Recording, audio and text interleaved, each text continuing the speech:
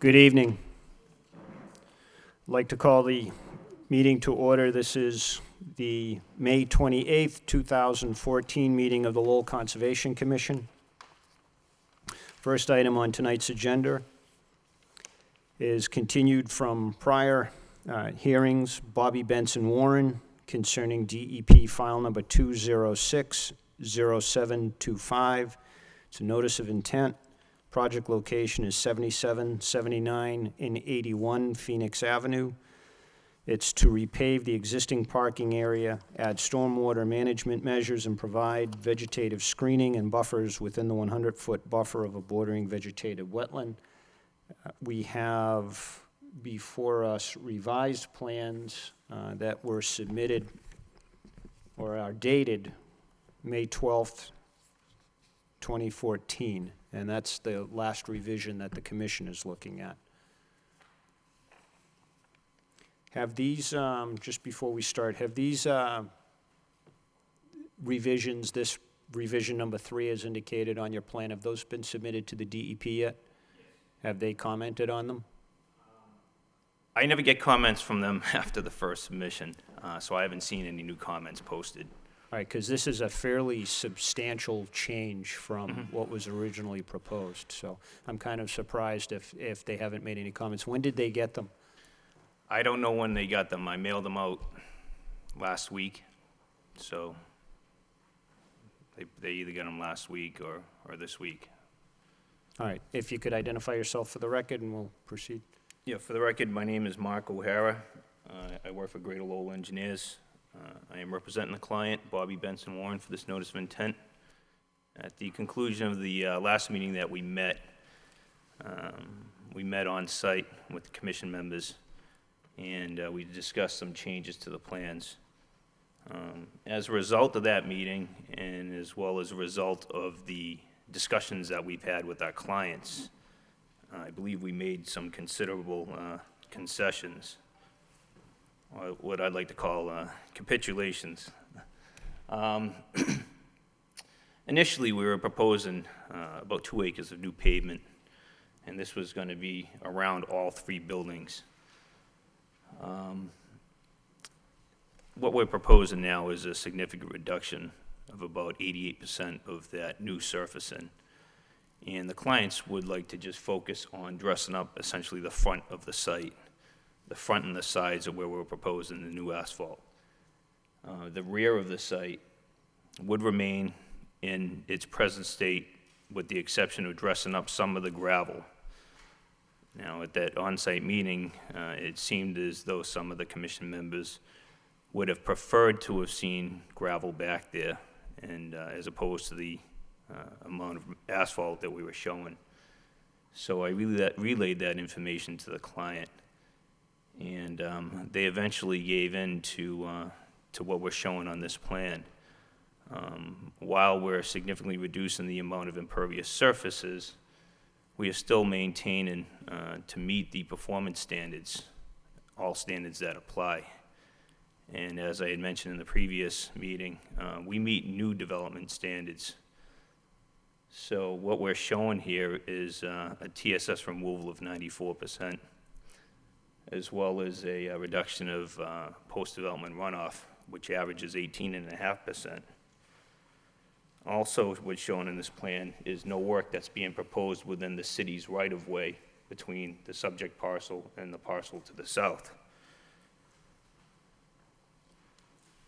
They also mentioned that they would be cleaning up the site as one of the conditions if, I know we had discussed that as well. They're willing to do that. We're still showing the same amount of, new vegetation of dressing up the site, new buffer strips and so forth, and we're still showing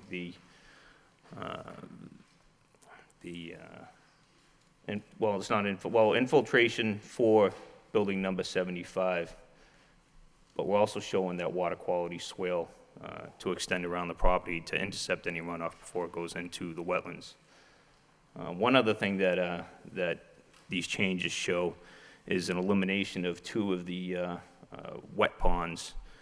One of them was, they were both close to the wetlands, And because we're not paving as much, we were able to eliminate those two wet ponds. And that also resulted in no impacts to the flood zone. We believe this is significant concessions that have been made at your request. And we did receive a letter from Swathy last week, reviewed that letter. I don't know how much of that we can meet. I do believe that if we were able to meet that initially, we wouldn't even need to file, as we'd be outside your jurisdiction for any of this work.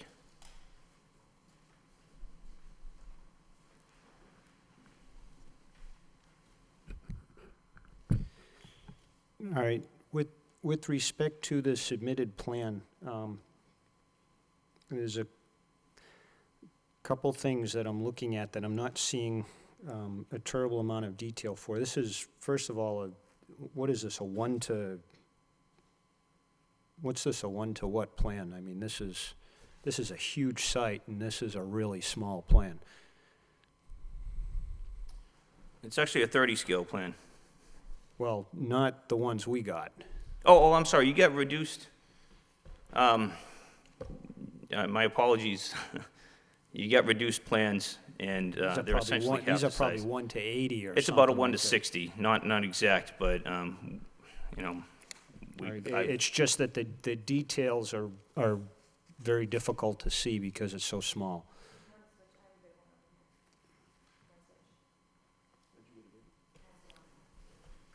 All right.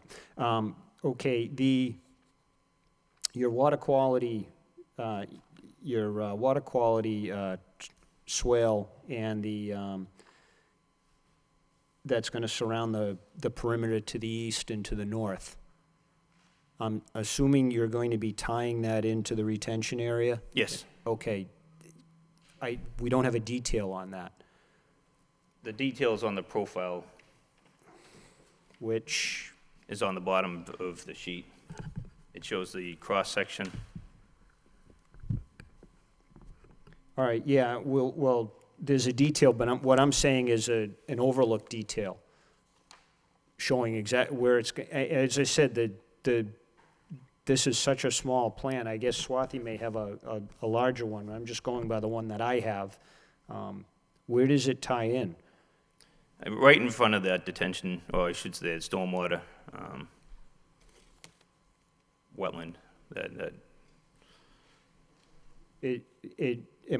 Are those two bars that go north-south, are those the Yep. tie-ins? All right, okay.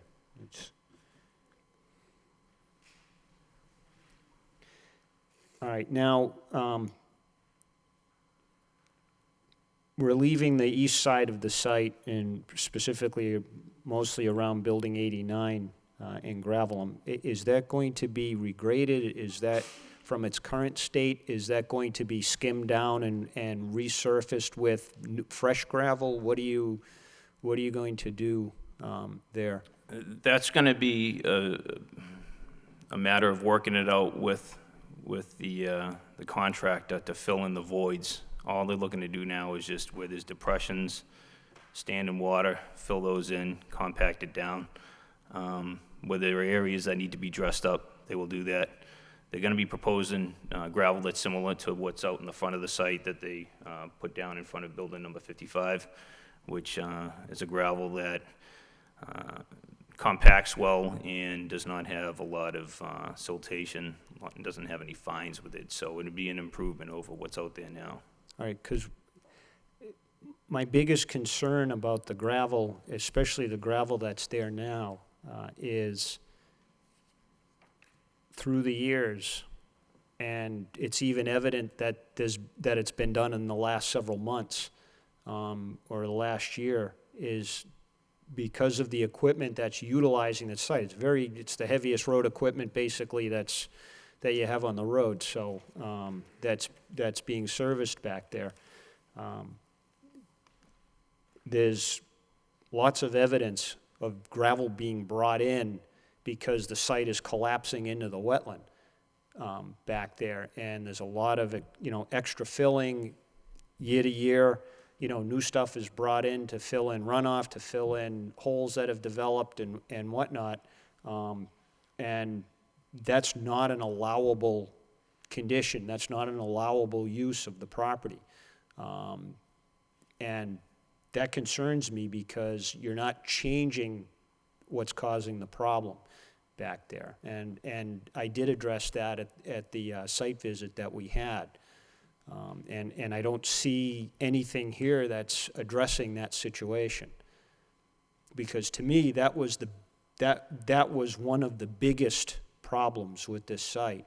And as far as I'm concerned now, nothing's changing to address that. I don't know what more we can do. We tried to propose a plan that I thought really addressed that, which would really cut back on the amount of dust, and that was to pave it. Other than to pave it, we can only gravel it. And we're not going to propose something that's going to increase the amount of runoff because, what do? You got to balance it.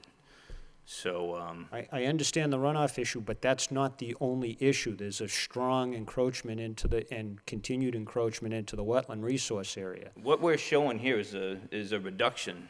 Any of the work where that swale is, for all intents and purposes, this water quality swale is over the gravel area.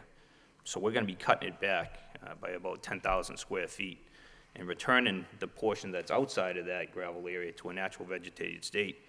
The swale itself will prevent any further, these need to be maintained. We agree. I don't know if you can create teeth to ensure that they do get maintained, but when we design them, we try to design them so that they can be maintained and maintained rather easily. Well, to me, one of the biggest causes was the fact that they were parking tractor trailers within feet of the edge of the area, and slowly that's, it was collapsing in just due to the weight of the vehicles, was collapsing into the wetland area, and then they'd have to bring in fill to fill that particular, issue, or just because they do park trailers and tractors there for semi-long term. They're not there just for a day or two. Some of them have been there for quite some time, and that sort of weight, through rain, through storms, they start to, impact. They start to bury themselves, and those holes need to be filled in when those vehicles are finally moved, and then erosion, it becomes more problematic. Then they bring in a couple of dump trucks full of gravel to regrade the area, and all of that stuff is getting pushed into the wetland. What we had addressed and what we had discussed at the site visit was some sort of signage barrier to prevent those vehicles from getting that close to the wetland barrier. We can add signs. That's not a problem. Well, I think, signs are great until the first tractor comes in and just says, I need the room, or, I don't see it in my mirror and it's gone. I'm thinking something more substantial. And I know we had discussed bollards or a fence, but I kind of think that's going to be necessary along that north and east, that east property bound, to prevent those vehicles from getting that close to the resource area. Not to mention the fact that we've got leaking hydraulic fuel and fluid going into the resource. That in and of itself is an egregious violation, and it's a continuing violation. And you may want to let your client know, if that isn't addressed, there's going to be enforcement orders and fines that follow that, because what we saw was pretty bad. We're looking to make improvements, and I don't know how many more improvements we can really make. I'm being fully honest. We requested that we could pave it, which I think would have solved a lot of the issues. Pavement didn't look like the option, so let's go back to gravel. Let's go back to a compacted gravel, one that doesn't allow a lot of siltation to leave the site. I mean, I don't know what further to do. We meet all the performance standards for new development. We can put up bollards, we can put up a fence. The performance standards are guidelines. Actual physical site visits and observing what's going on the site and the particulars of what's going on the site, and addressing particular situations that are, again, the performance standards are just general guidelines for any site, but we're dealing with multi-ton vehicles that are parked within feet of an unstable bank and of unknown origin and of unknown age and they're servicing these vehicles with hydraulic fuels and diesel fuels within several feet of a wetland resource area. And those issues haven't been addressed yet. This is the nature of the business that's out there, but these are continuing violations that are going on today, were going on a month ago when we were out there, and have been going on for years. The issues you're referring to, So, we have the performance standards. I get it, you can meet those, but this particular site and the use that you have for this particular site, those particular issues need to be addressed. and I believe we have addressed those issues. I cannot do any more than what the guidelines recommend. I can't do any more than meeting you out on a site. I can't do any more than trying to read your mind. I mean, I've done what we can do.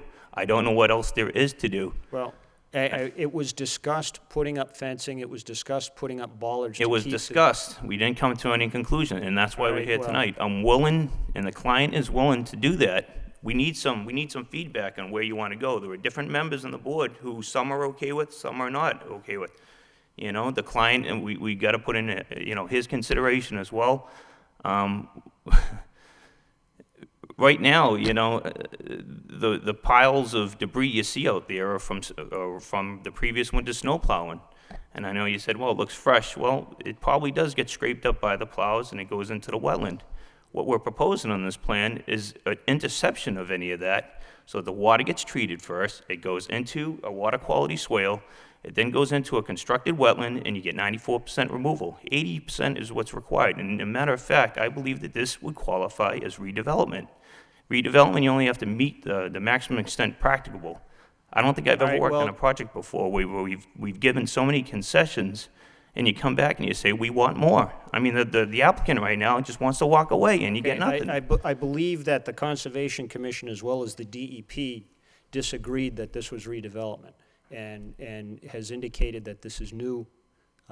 DEP's response to that was that they believed this was redevelopment and that the portions that are being paved would constitute new development. I disagree with that characterization. If you don't think that gravel is... It's my floor right now, sir.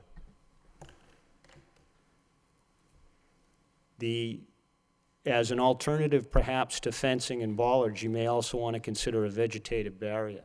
What would your preference be?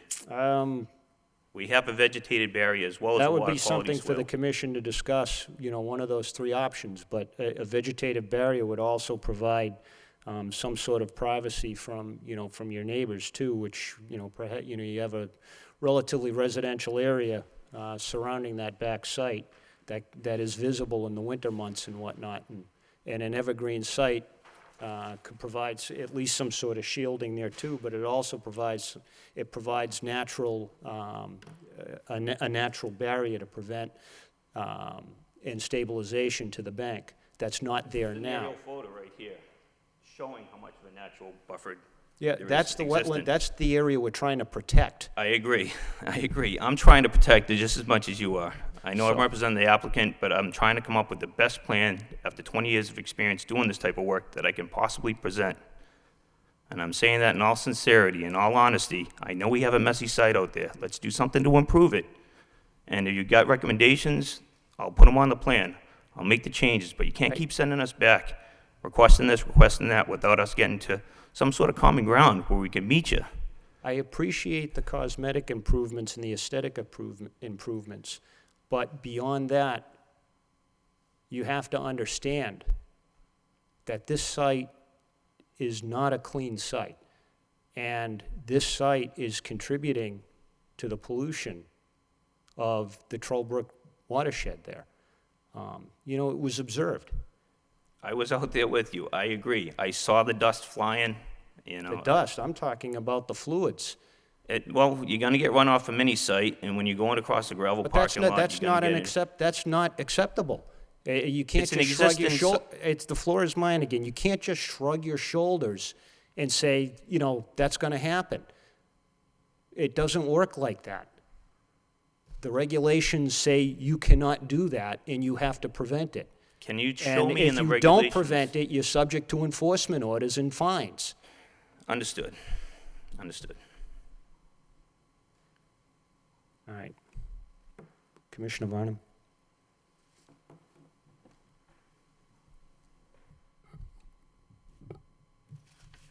I'm interested in not increasing the problems at the site, and I'm also interested in improving the edge of the wetland area. And when we were at the site visit, we spoke of removing parked vehicles, junk, cement blocks, all kinds of things that are on the north side there, and keeping that area free of parked vehicles, because that seems to be the closest area to the wetland. I was one that was in favor of keeping it a gravel site, because I think that will prevent at least some of the erosion, some of the runoff from increasing and going into the wetland. I think the swale around the edge is probably going to be a good thing, but I'm a little concerned about how that swale is going to be maintained, especially with plowing in the winter. And I think in that respect, probably some kind of either demarcation or a fence or some kind of a guardrail or something that can protect that swale would definitely be needed. I think there's some cleanup that can be done along the wetland lines there. There are things that have fallen over and fallen into that wetland that need to be removed, not just left there and forgotten. I'm not sure, I don't see any outlet on that little pocket wetland. Is that just infiltration? It infiltrates, but it has a designed overflow swale, stone-lined swale that goes into the wetland once it reaches a certain elevation. Okay, so it overflows when it's full. Yes. And is that a grass swale? Nope, that would be a stone-lined swale. Stone lined? That would only happen during, rare, storm events, large storm events. As far as the paper street goes, you had a landscaping contractor or somebody in there that had huge cement blocks and loose materials. Is that activity still going on there? I haven't been out there for a couple of weeks, but I've spoken to the client directly about that, and he said that would be removed as part of the order of conditions. Anything, if it hasn't already. I know he said he was going to speak to him, but I don't know what transpired between him and his client. Is there any restoration plan for that, or are you just you propose just letting it naturally return to a wetland condition? I would say as part of the order conditions to, native wildflower mix or something natural, as opposed to just letting it eventually become natural. I think that area also needs some demarcation because it's very close to the buildings, and it would just be natural to have people encroach in there again if they're trying to drive by a building or get a little more space on the side to park or whatever might go on.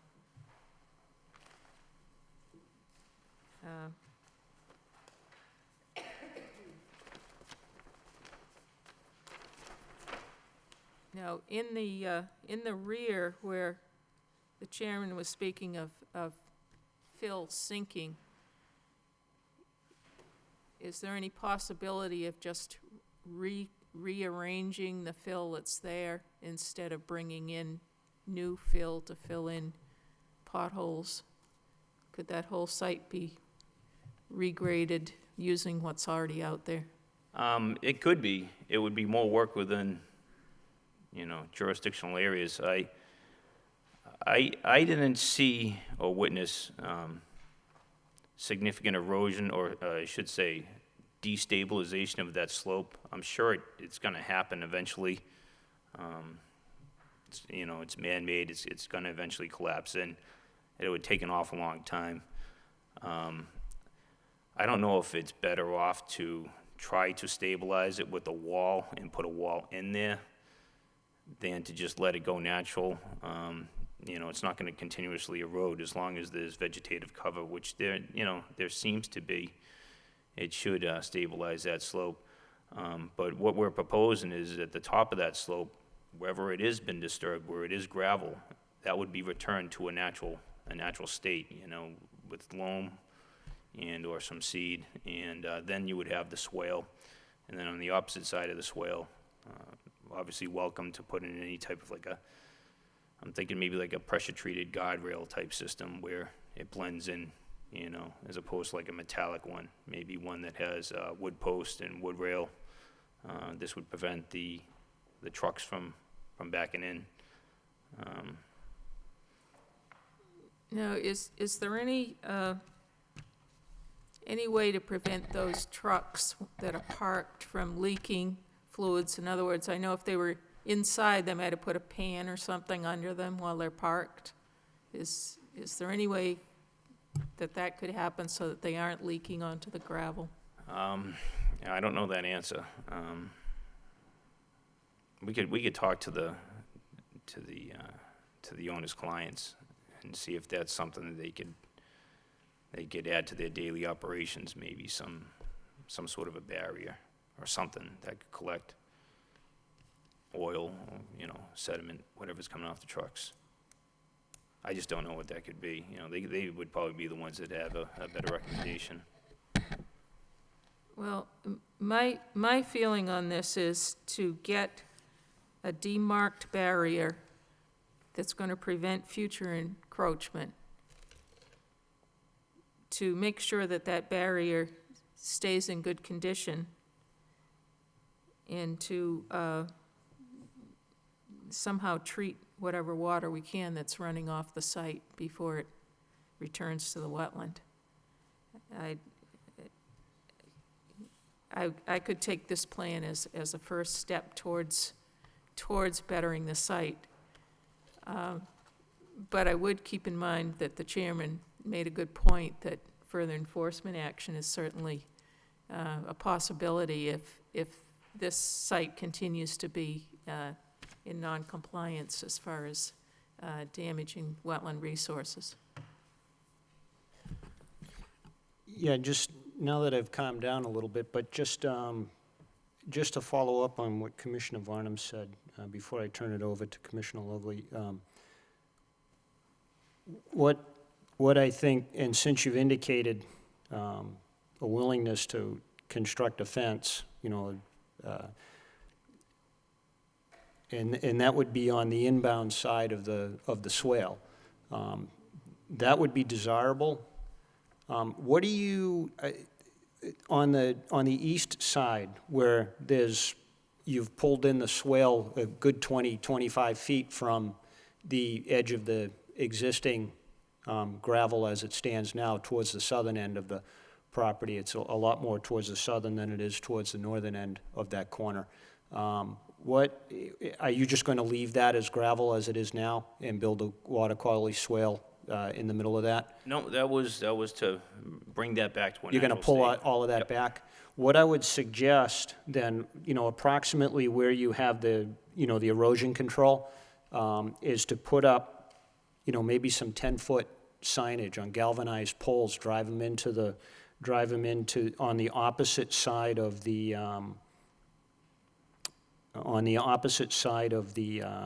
water quality swale. And the commission has the office can provide you with some templates that it's a resource area.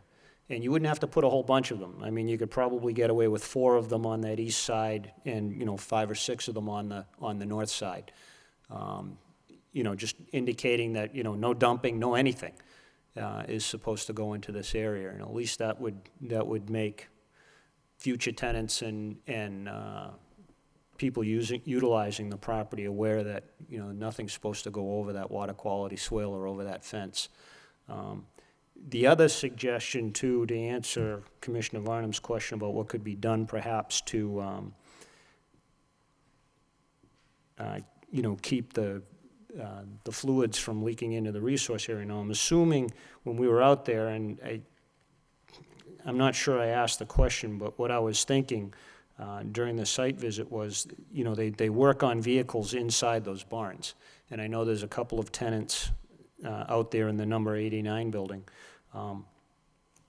But there was several trailers parked over on that northeast corner, and it looked like they were, one of them looked like it was a car carrier, and it looked like they were, at some point in the past had been working on that piece of equipment, and just sort of, it really didn't look like anyone had worked on it in several weeks. But my thinking would be, since they have heavy equipment out there, is no working on any of those vehicles outside of the barns, because the barns have equipment to catch and contain fluids and hazardous materials as they come off those vehicles, and that when they put them outside and they park them along the fence area, that's for storage only. And they're not supposed to be actively working out there, because in case there is a fuel spill, they have no way of containing that. That's going to end up in the swale. It's going to end up in the water quality, wetland pocket, and it's going to end up in the wetland. It's going to, despite the 94, TSS, 94% TSS, that, those are volatiles, and any measures you put in place aren't going to prevent those from getting into the wetlands. They're going to make it there. It might not be a day, but it's going to be, within a week or two. So, if they keep it up, at least if they have a catastrophic spill, they can contain it up in that situation. I'm sure they have cat litter or all those things that they use to, to contain the spills, and they have procedures in place to do that. But it's far enough away from the resource, and it's a flat area on those slabs, that it should be relatively easy to contain those spills. And certainly, there's OSHA requirements about that anyway, so because they're working in close proximity to those areas too. So, it's a contained building, so they have to contain that and clean it up as soon as possible. And to me, if we put a restriction, on this, that, they're not supposed to be working on vehicles, within X amount of feet or outside of the buildings, then that could, perhaps address that situation. I mean, quite frankly, they shouldn't be working on them out there anyway. I see no reason not Yeah. to put a restriction and make it very clear as night and day, and then that if they were to, for the commission or anyone to find a violation, something that has teeth, that you could enforce it, and they'd think twice about never doing it again. Yeah. Okay. Commissioner Lowell? I just want to kind of put this project into context. I, for one, think, considering when we started a few months ago with this project, I would agree it's a considerable improvement with respect to reducing the runoff by reducing the significant amount of the pavement, reducing the total suspended solids. We've had a considerable increase in reduction there. So I guess I just wanted to say at first, I think we do have a significant improvement. And then I guess I also would like to point out we're restoring a number of the areas back into their natural vegetative state, and that I don't want that to get lost in the discussion. I would agree with my colleagues here, however, though, I think what we're talking about are operation and maintenance issues to ensure that once the site is restored, it maintains that condition, so we continue to achieve that TSS removal efficiency, reduce the runoff, because without maintenance, it's going to revert back to its former status. And so, I guess, just echoing the comments of my colleagues, I would say, first of all, I'm willing to bet that there's going to need to be an O&M plan associated with the stormwater controls. I mean, this does fall under those requirements, so I would think we could, specificity is key here when the O&M plan is submitted, to make sure we have a specified routine frequency, the do's and don'ts. I would also echo the comment about none of the maintenance work should be done outside of an area of containment. I mean, certainly we could put in requirements in our order of conditions, but I could tell you right now, that would already be subject right now. One could argue that it's already subject to violations under both the Federal Clean Water Act and state water quality requirements as well. So, I mean, I think it would be prudent of the owner to make sure they're not doing maintenance work outside of an area. You certainly don't see people going to get an oil change at a Jiffy Lube or a local gas station, and they're doing it out in the backyard of the facility. They're doing it with enclosed structures that have bay drains and waste oil storage vesicles that get routinely emptied. So I think that's just a common sense practice. Certainly we can echo it in our requirements, but I don't think that's something unique for this project. And I guess the last comment I would make would be to just echo the comment that if you are going to make the investment to put in around the perimeter this kind of pocket wetland and quality swale, you'd want to make sure that the integrity that's maintained with as least amount of routine maintenance as possible. And one way to do that, particularly in the areas where the trucks are encroaching, would be to maybe put in some sort of wooden fence and maybe a little bit of a tree buffer with some signage. So I guess I would just close by saying I think it is a considerable improvement. I think the applicant has met the intent. This is my opinion. I think you've met the intent of what the commission was asking for. And I think where we're at right now is we want to make sure that if this project were to go forward, we don't undo the good work that we hope that gets put into place here. And so one way to do that is to make sure that the O&M plan provides the level of specificity so that we can make sure that we're not going to revert back to the current status of the site. So thank you. No further comments. Commissioner Beardron?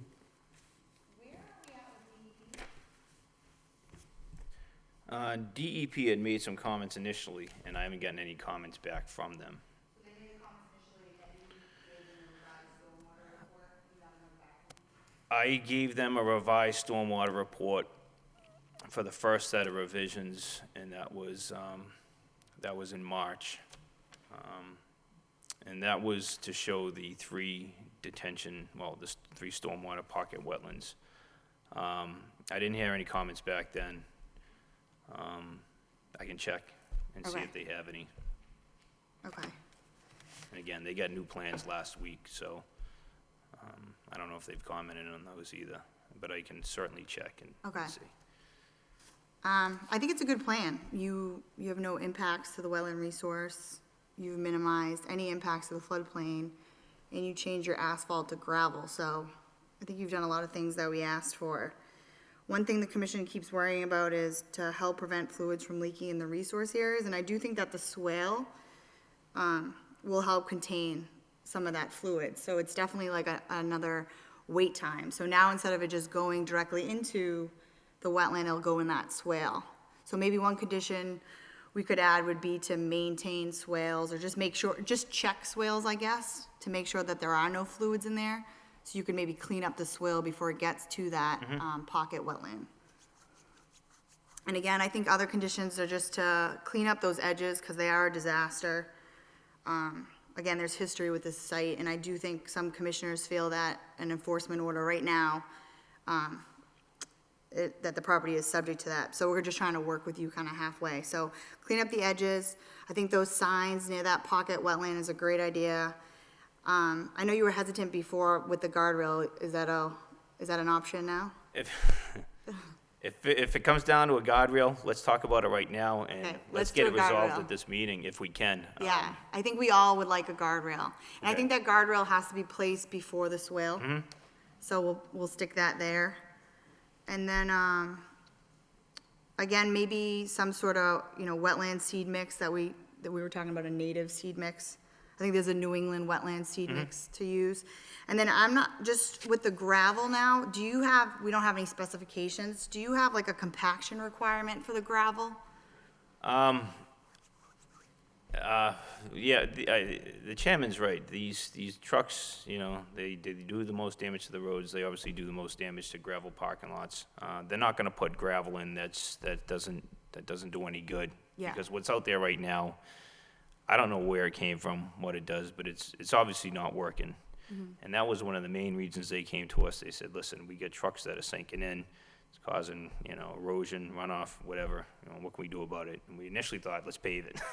Yeah, But, that being said, certainly I've spoken to him about it, I said, you need to get the right kind of, I think, something that locks in, type of gravel, that's compacted, but again, that being said, when you get something that really locks in, you're now looking at a potential increase in runoff. yeah, We did offset that with the pocket wetlands and the swales, but, we can certainly talk to Brock's Industries or whomever, and I know they've actually spoken with Brock's for what they would recommend for the right kind of material that kind of locks in well and doesn't erode away okay. as much. Yeah, I mean, Whatever is the best that they would recommend. And again, that's where the client is coming from. He doesn't want to do things twice. He wants to do it once and, do it Yeah. right. I mean, you can use anything that, will be able to percolate through. It's just more so I want to make sure your compaction rate for that material is a good, like a 95% or something like that for the compaction rate. We can make that a condition as well. Okay. To address your concerns, to have a gravel that meets a certain compaction standard. And you and I can talk about what that might be or whatnot. So. Sure. And I think that's it. I think you did a good job. I think, like he said, I think this is the best you can do for this site. And as long as DEP's happy and you have met all their standards, I think that's kind of all we can do at this point, so.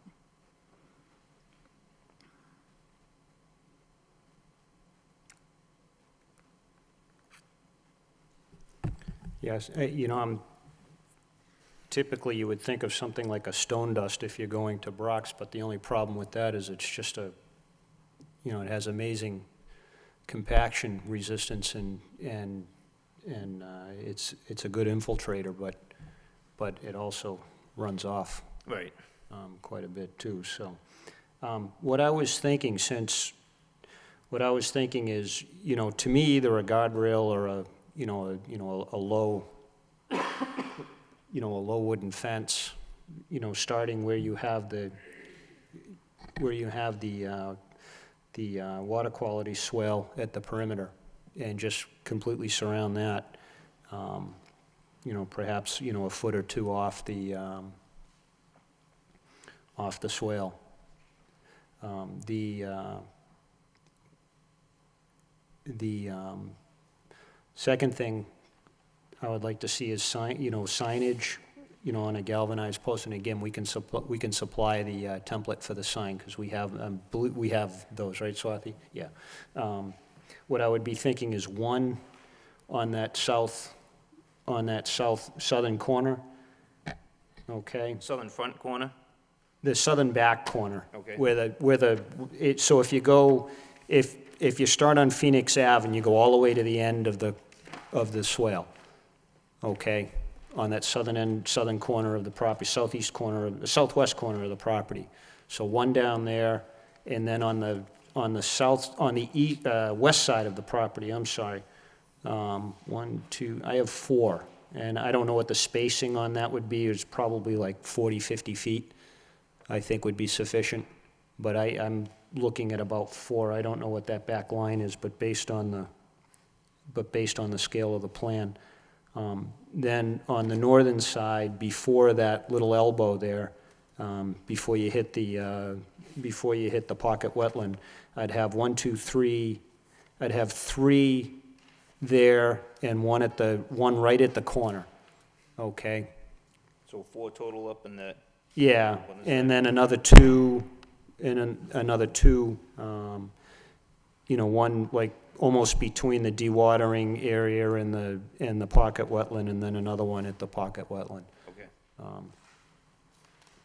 So, I mean, you don't want to put up too many, but that seems like a lot, but given the size of that property, you probably will hardly see them, but they'll be visible.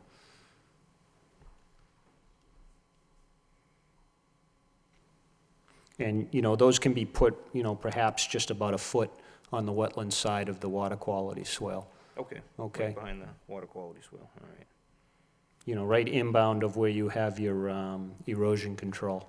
Yep. Barriers. Yeah. I got just a quick question. Right now, the city-owned road, or at least paper road, I don't know what you'd call it, is there any marker out there to delineate that, since we're agreeing to let it allow, to revert it back to a vegetated state? I'd hate to see at some point in the future, someone decide to kind of expand and encroach the parking area into that area. Is it marked right now? No, there's, the only markers I've seen out there are the abutting property markers. And there's a fence out there, so, I mean, would it be possible to put some sort of monument marker? I mean, to just, I guess. something to we could kind mark- of, I mean, I'm not talking about something that's, high level of effort, but just something, because I think we've been spending so much time, it seems like there's a lot of history with that road. And if your client's agreeing to return to a vegetated state, it would just be good, in my opinion, to have some sort of marker to make sure that it remains in that state.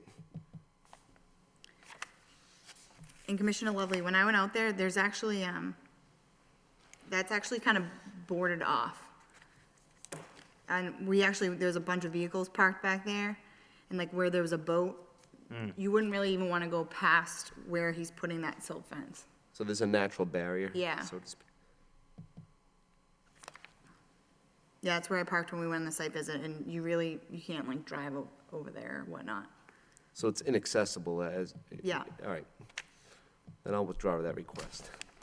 Well, it isn't right now. I mean, they were, yeah, there's parking up there now. Yeah. But like where they were parked, past that, it was all vegetated area, so they would have to be cutting trees and wetlands. I don't know if your concern is maybe the city's future use of that road. If it is, Well, I mean, that's the city, I understand, I'm just, but my understanding is that it's been used. yeah, by it's your been used client by. and others, Frank Matthews knew that he didn't own that land, and, I've been told by many people that he knew it wasn't his, but over time, you don't see a natural barrier. The city doesn't come out there and say, woo-hoo, this is our land, so naturally there's been some encroachment. But, the client has said, we have no problem bringing that back to a natural state, and whatever, creative way we can think of, we can put signs up too. But I was just going to suggest that is to extend the signage, instead of just stopping it at the end of the swale there on the south side, is extend the signage, a couple more signs up to the corner of building number 75. I mean, that would be sufficient, in my opinion. Because, you plant wildflowers, but, a pickup truck can go through that just as easily. Right. So, and that's pretty much what they were doing anyway, so.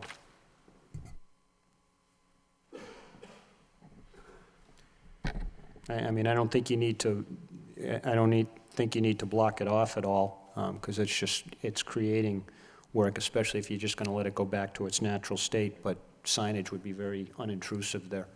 Agreed.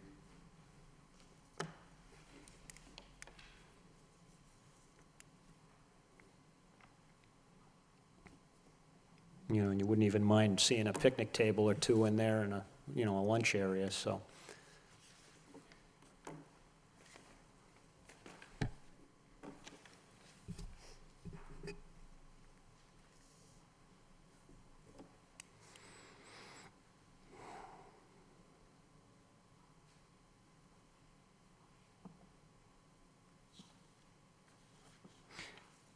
I have one final question. You have this dewatering pit. What's the detail on that? Is that going to be similar to the pocket wetland, or? Yeah, the way, at least had requested a dewatering site. My recommendations to the client is I said, listen, you don't want to do this work at the wrong time of year. He's in no rush to do it, but I said I would pick a dry period of time when the water table's at its lowest to construct these basins. And he's on board with that, so the likelihood that we're gonna need dewatering is small, but we did want to show just an area, and it's really just an excavated pit to allow the water, to pump the water to, in the event that they run into a rainstorm,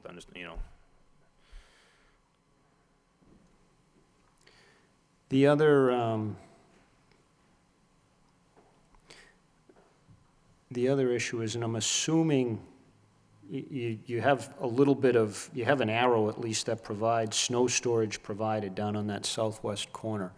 But I'm kind of unclear as to, I'm assuming you're gonna be pushing snow up against the fence area and to the southern side of the property, perhaps even behind that building 89. But, you know, again, there was dumpsters over there, and, you know, there was vehicles parked over there and whatnot. So I'm kind of curious as to, you know, this is, I forget the acreage, but there was probably, what, 3 acres, 4 acres of gravel area that's there now? My watershed, it's about 4.5 acres of the entire site. Okay. We're removing 2 acres of new pavement, so, you know, it's at least 2 acres of existing. All right, so I mean, Gravel. that's a heck of a lot of snow. It is. So, you know, and I know they're not gonna take it off-site, so where are they gonna put it? Well, they're gonna put it where they put it now. And Which they is just- where? They push it all around the perimeter of the property. It's really the only place they can, because they are servicing those vehicles in the wintertime, so they push it up. They do have I think a front-end loader that they just take in and pile it up high. I couldn't think of any better places to put the snow than around where they put it right now. See, And- that, my concern, I guess, is that, you know, that, I know they have a front-end loader, there was several of them out there, I think. And, you know, the natural inclination, obviously, is gonna be to just dump it over the fence into the wetland, which is probably what they're doing now anyway. But the paper street area also is a potential area where perhaps that could be done. You know, and the snow could be pushed, you know, from the northern side of the property down to the southern side of the property. At least that keeps it out of the way, and it allows, when it starts to melt, it allows it to, you know, just overflow or sheet flow, you know, and infiltrate back through the gravel area, and then eventually, if it even makes it that far, which is doubtful, over to the water quality swale. But it will most likely just infiltrate where it sits, so. Yeah, there was, as you said, there was a, you know, it looked like they were pushing it all to the that southwestern side, because that, there was some into the northern side. As a matter of fact, I think there was a pile of, like, mud, and it looked like it was the remnants of what had been, you know, snow plowed, because it had that pockmark type consistency to it that you get from, you know, the road debris and whatnot that's after the snow and ice has melted from it, so. But I would rather not see, you know, that dirty stuff being pushed over into the swale, because it's just gonna prevent, you know, it's just all that debris is gonna get pushed into the swale and prevent it from working, so. All right, any further questions from the commission? I'm gonna open this up at this point, and just as a point of procedure, an open question to the commission. I anticipate this coming back for one more day with a revised plan showing signage and fencing and what we've discussed tonight, or is the commission considering, perhaps, if possible, conditioning this tonight with a condition for a revised plan to be submitted? So I'm just throwing that out there. Now, right now I'm going to do is open it up. Is there anyone here who would like to offer their comments or concerns either for or against this project? Yeah, just approach the podium and kindly identify yourself for the record, Mr. Chungus. Yes, John Chungus, 101 Phoenix Avenue, Chungus Properties. Want to thank the commission for the amount of work they've done on this. Progress has been made. I have some concerns along the south line of the property relating to the plan that's been submitted. At the The south corner closest to Phoenix Avenue, paving is shown within 25 feet of a wetlands area, and there is no buffer between the paving and the wetlands area. In other words, nothing to catch the runoff there. I would like the commission to consider pulling the paving back 25 feet and somehow capturing any runoff from the paving in the front of that building. It would naturally flow to the south and directly into the wetlands as the plan is shown now.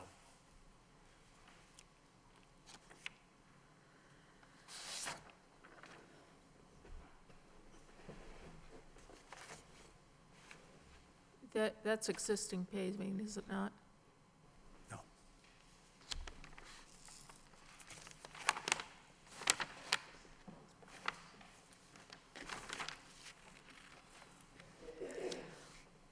Mark, are there catch basins out on Phoenix Ave? Right in front of the property? There are catch basins in Phoenix Ave. I think the area he's talking about is the proposed pavement alongside or in front of the dock. In the front. The dock slopes down, so that doesn't go towards the wetland. There's a 4-foot dock.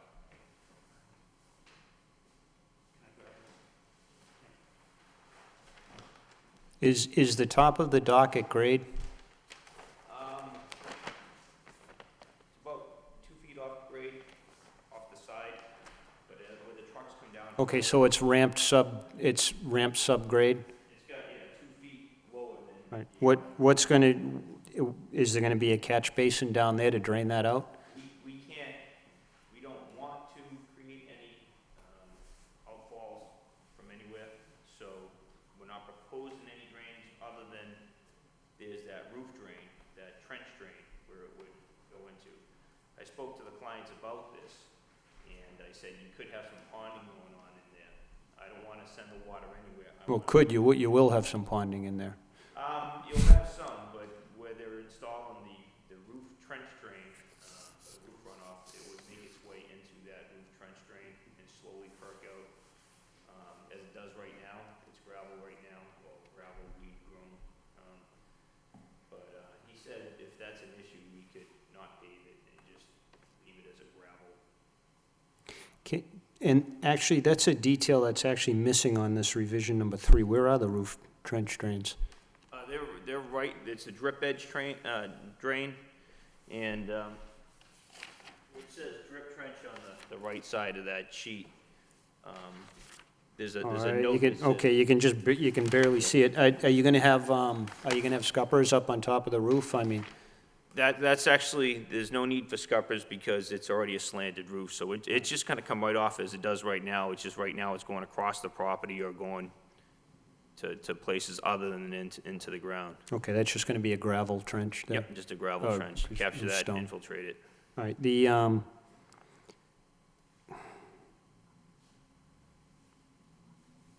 because the natural grade of that southeasterly paved portion is toward the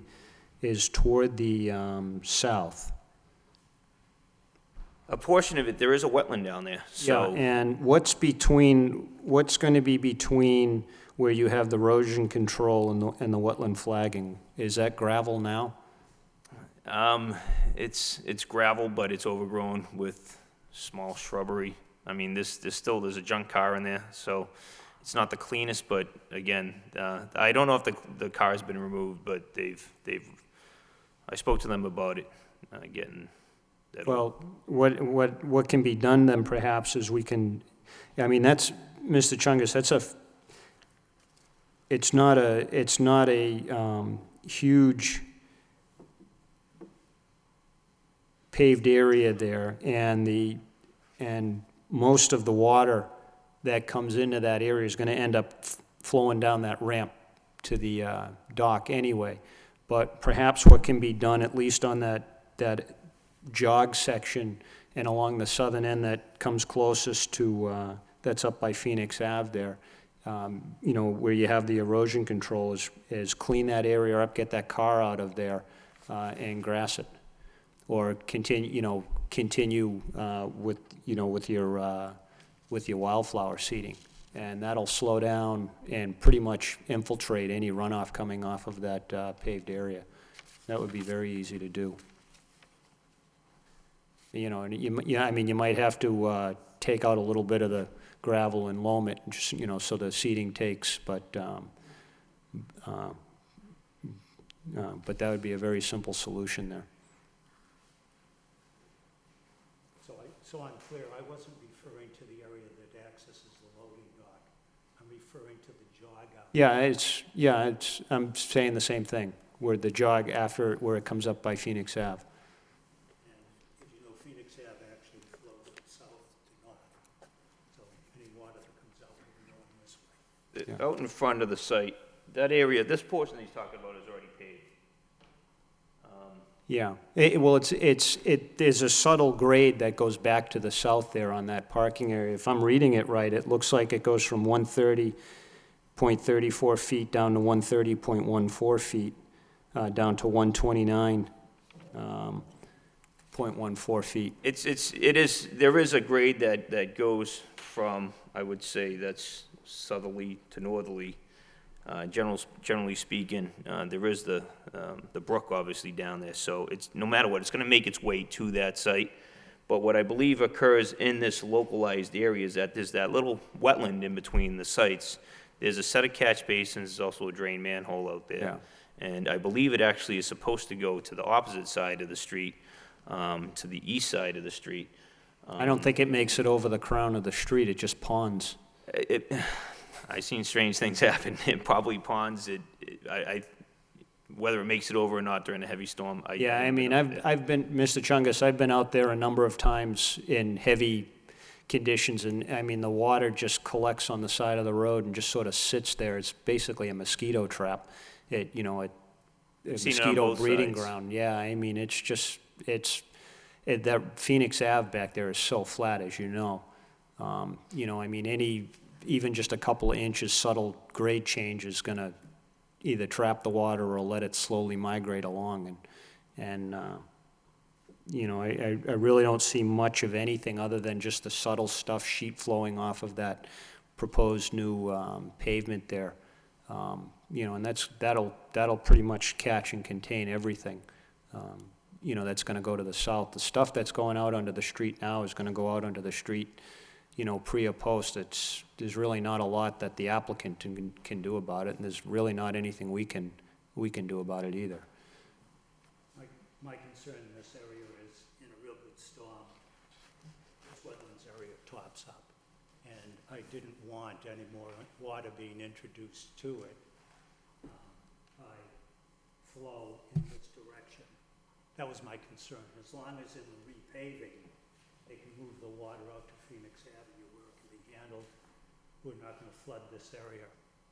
And that was the concern. Yeah, I mean, to me, that area is paved. It's mostly broken up now, but it's already paved, so what's going on there, I'm looking at this, if we can provide a vegetative barrier between what they've done now, and they're gonna be removing a lot of that it's only gonna improve the situation. It's certainly not gonna make it worse, though.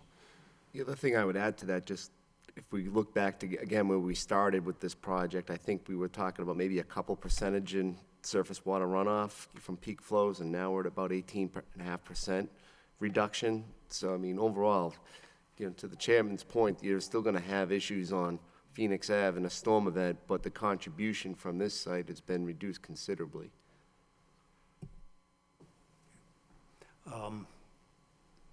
Couple other concerns. When you get back into this area, this is currently, I was out there this evening, the cement block structures are there. I understand that as part of the order of conditions, they will be removed, and the fill will be moved from that area. I understand that what has been filled in this area will now be seeded and returned to wetlands, or returned to a more natural state. I think it's very important, just through signposts to delineate the edge of the property so that we won't have further Well, encroachment. that's what we're gonna be ordering. Piling any snow in the abandoned road between the front building and the rear building will just serve for that, when it melts, for the snow to melt back onto my property. There's currently a drainage problem back there based on the filling of the city street historically, so that the water flows off between those two buildings, across the city street onto my property. The planting of that area and perhaps some light earth removal will mitigate that. But if the snow storage plan is to pile snow into that area, we're creating a problem that doesn't exist now. So if you could reconsider that as a suggestion for the seasonal snow plowing, it would go a long way to solving the problem on the right rear of my property. Well, I appreciate what you're saying, and, you know, perhaps the snow storage can be put in several places, but, I mean, the long and the short of it is, if we put it over in the northeast corner, or over on the northern side, or over on the southwest corner, or over on the northwest corner, then it's gonna impact the people over on Wentworth Street, or it's gonna impact the people down on Douglas Road. I mean, there's really no good place to put it. There's a retention area between your two properties now, as it exists, and you know, that's what those areas serve to do. This is the retention area, the wetlands. Right. This area could have been a retention area, and in fact, if the grade is changed, it's lowered, because this is filled land, it would serve as a retention area. But the way it's currently graded, filled and graded, water comes off across the city street onto the back part of my property. Yeah, well, it can't go any further south there because it's all highland. Well, that's because this has also been filled. Yeah. The pocket has been, the problem here is a created problem. The flow would have naturally gone to the rear, or to the wetland side of the property, but for the various fills that have occurred. Yeah, but that highland area has been there for a long time, though. It's been And there it, and for a it long looks, time. and it looks natural. The problem has been there for a long time. When they put this building in, they blocked the natural flow of water in this direction. So I don't think I should be accepting their snow storage and runoff onto my property to mitigate a problem that was created. Yeah, well, I guess I'm having a little bit of difficulty understanding that, because the grade on the other side of the concrete blocks is 4 or 5 feet higher than the grade of their property, and I'm trying to understand how water's gonna get up there. The concrete blocks are right about here. The land drops off from this building to a low point right about here. This area was consistent with the grade of the wetlands in front historically. As it was filled, it created a slope, a gradual slope from here down to my property, making my property the low point. So it's the historic fill and grading of Matthew's property and what is the city paper street. Yeah, but I guess that's where I'm having trouble, is because the filling, or as you say, it was filled, but that fill has been there for a long, long, long time. And it's to the point where it's natural. I mean, the trees that are growing there are 50, 60 years old. This area is all clear because it's currently being used. This area has no trees. This is just absolutely bald sand. Well, it's all grassed over when I was out there.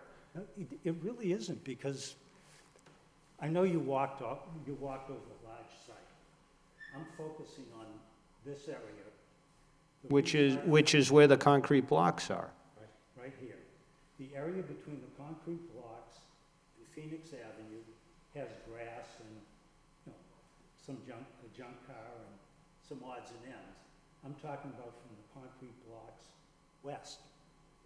There's an ongoing loam and sand operation there. This area is all sand, there's no vegetation, and it's currently in use. There are no trees there. Well, there's a big pile, you know, of I don't know what, gravel, dirt, whatever, that's gonna have to be removed, that's in that southwestern corner. You know, that's, obviously, that was brought in on site. This is the area I'm talking about, the aerial, you can see it's clear. Yeah, but what I'm saying is on the southern side of those concrete blocks, the grade comes up to the top of the concrete blocks. The concrete blocks are in every instance above. There's material piled on the southwest of the blocks, but that's active material.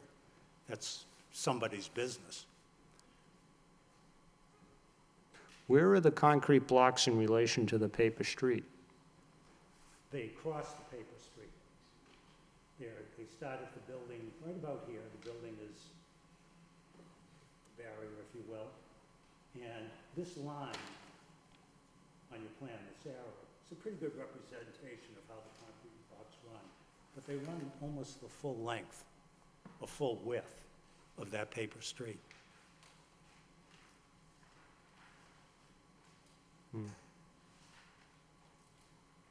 You know, well, you know, perhaps this, you know, the snow storage can be split up into, you know, 3 different areas, but, you know, if we put it, you know, it's gotta be put somewhere. And you're dealing with an incredibly flat site, and it's, on the southern end, it ends up in that retention area between your 2 properties, and on the western and northern end, it ends up in the Trollbrook watershed. So it's, you know, it either goes over to the folks who live on Wentworth, or it goes over to your property, or it goes down Douglas Road. Ultimately, everything goes in this direction, you know. There's no question about that, much to their detriment.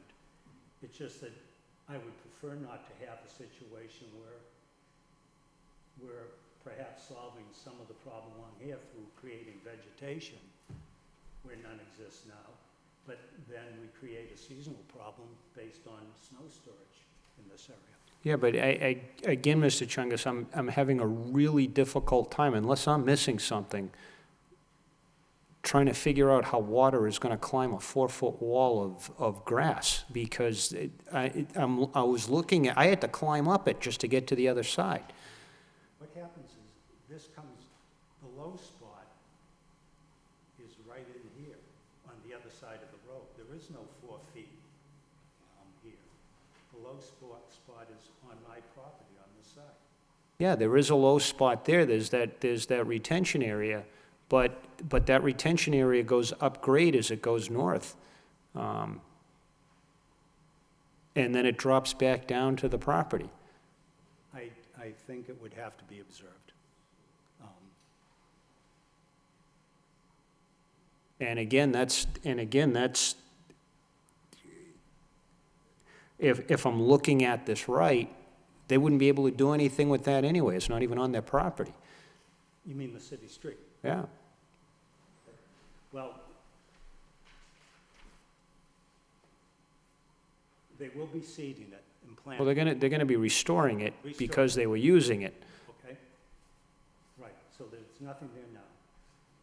They will be delineating it, and what I'm suggesting is it's a bad place to use as storage, because as this melts, it's gonna move over onto my property. And it will add to whatever flooding I'm gonna get through here.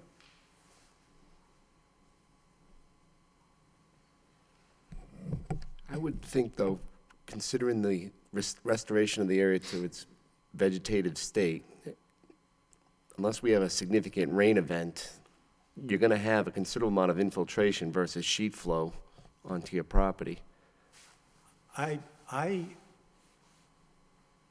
look forward to having that area restored and no longer used commercially, which it is now. That is going to be a help. The vegetation is going to buffer water flow. I'm not going to get the degree of flooding I get now, okay? My concern is if that becomes a parking place for a significant amount of snow, the snow melt in the spring is going to undo the good work. No, I understand that. I think what the chair was suggesting, though, and I would agree with it, is I think we have a limited amount of real estate where we can store snow. And to your point, you're saying don't skew the amount of storage in that one area. And I think the commission's hearing that. I think we can look at kind of balancing amongst a few areas, given the constraints that we have with the site. But to say no storage at all over there, I think may be difficult. They're nice,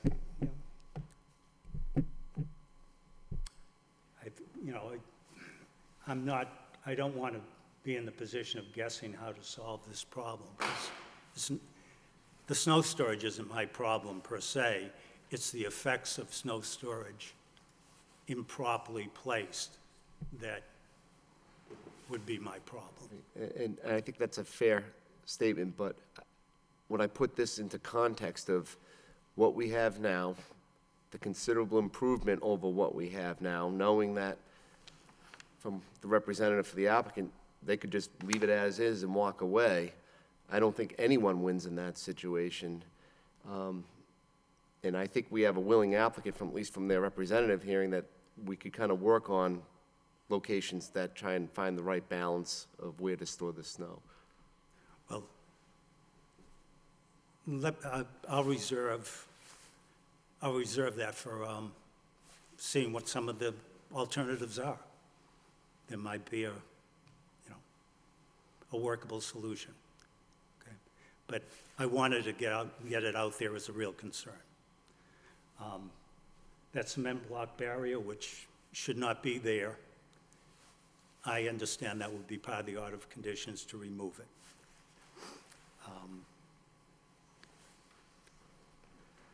Delineating the road, I would hope, would be part of the order of conditions.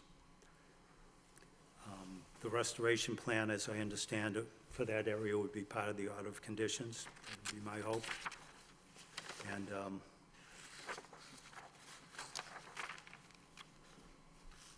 removal of junk cars and extraneous debris on the site would also be.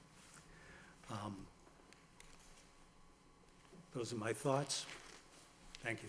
Thank you. And if I can just add one more thing before you back off, Mr. Chungus, is that we have a hopefully properly functioning retention area that's part of your property and was most likely built upon the development of your site.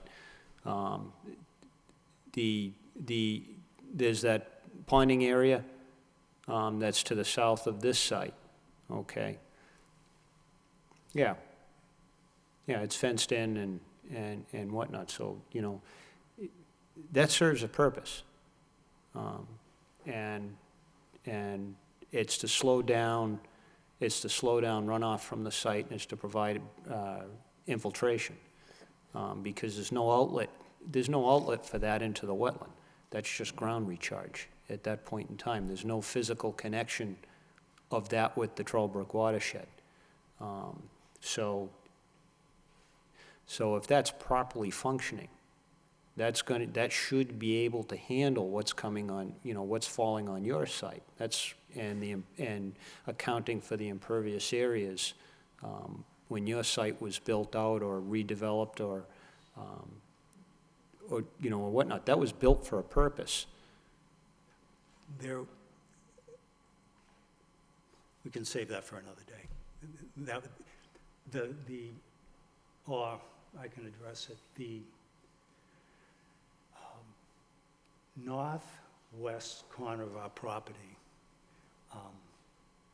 is inaccessible by virtue of vegetation from the rest of the site. It has currently been cleared and it was subsequently fenced by Mr. Matthews. He was using my property for his operations. I spent the money to have my property surveyed, and the chain link fence that's there from 2010 was to keep the tenants on Mr. Matthews' property from using my property to run a sand and gravel and loam operation. So that corner that has been cleared on my property is a low point, but was never a structure designed in any way, shape, or form. That's just a natural low point? That's just a natural All one. right. 'Cause, I mean, to me, it looked like it was a purpose-built retention area. No, the fence was erected to keep trespassers out. All right, okay, well, but be that as it may, that area is actually serving a purpose. Agreed. And it's catching water. There's water running from that highland section, although that's probably a largely sandy soil. It appeared to be, to me, when I went up and in there, it appeared to be largely sandy. So it's probably recharging very quickly up there. But I would imagine that area fills with water after a heavy rain. So that's serving as a retention and recharge area. It may be naturally, but it's doing it. And that's sort of a desirable feature because it's keeping that water from getting back into that otherwise, I can't say it's coming over from the post office area, it's not coming over from the Hannaford area, it's just not making it from there because it's just so flat. But it's to that little localized area, any water in that immediate Phoenix Ave area is ending up there. And that's a good thing. Because it's not ending up, it may eventually migrate laterally in the subsurface water, but it's not making it during the storm event, which is a good thing. No, I absolutely agree, and I think one of the issues I raised at the first meeting was to the extent that the filling in that immediate area that was filled by the Matthews, if that was removed and that area was expanded, you'd have even more drainage retention in that area, which I would very much welcome. See, the problem with extending, like putting and I mean, you could say, well, let's extend this swale further to the east of the property, but the problem with doing that is it's just going to take all of that water that's not going there now and putting it right into the Trollbrook watershed. No, I'm not talking about changing this, I'm talking about removing the illegal fill in that general area. Yeah, but that water that's coming off of that site now is going there anyway. That's where it's going, and that's where it's going to continue to go. It goes there, and when we get a real good event, it backs up and then starts to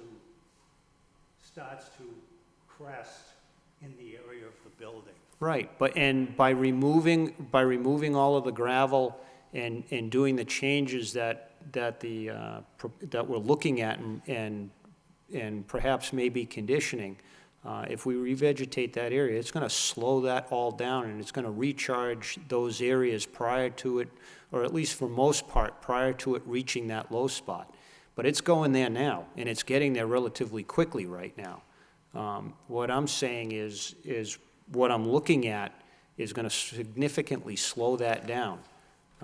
It'll still make it there, but it's not gonna make it there during the storm event. No, I recognize that. I was just suggesting that an expansion of that area would work to your advantage, or my advantage. But I'm looking at a significant decrease. Whoever's phone that is, kindly. I'm looking at a significant decrease of the impervious area that exists there now. So, you know, in that localized area. Okay. Okay. Thank you. Is there anyone else here who would like to offer their comments or concerns either for or against this project? Is there anyone else here who would like to offer their comments or concerns either for or against this project? Is there anyone else who would like to offer their comments or concerns either for or against? Hearing none. Can I make a motion to close the public hearing? Yeah, okay, we have a motion. Do I have a second? I'll second it. All right, open for discussion. Are we going to condition this tonight, or are we going to continue this for a revised plan per what's discussed? I think we can issue an order of conditions tonight. I would agree with special conditions. I think there were about 6 of them that I had, and we can certainly kind of talk with Swati to confirm what those are.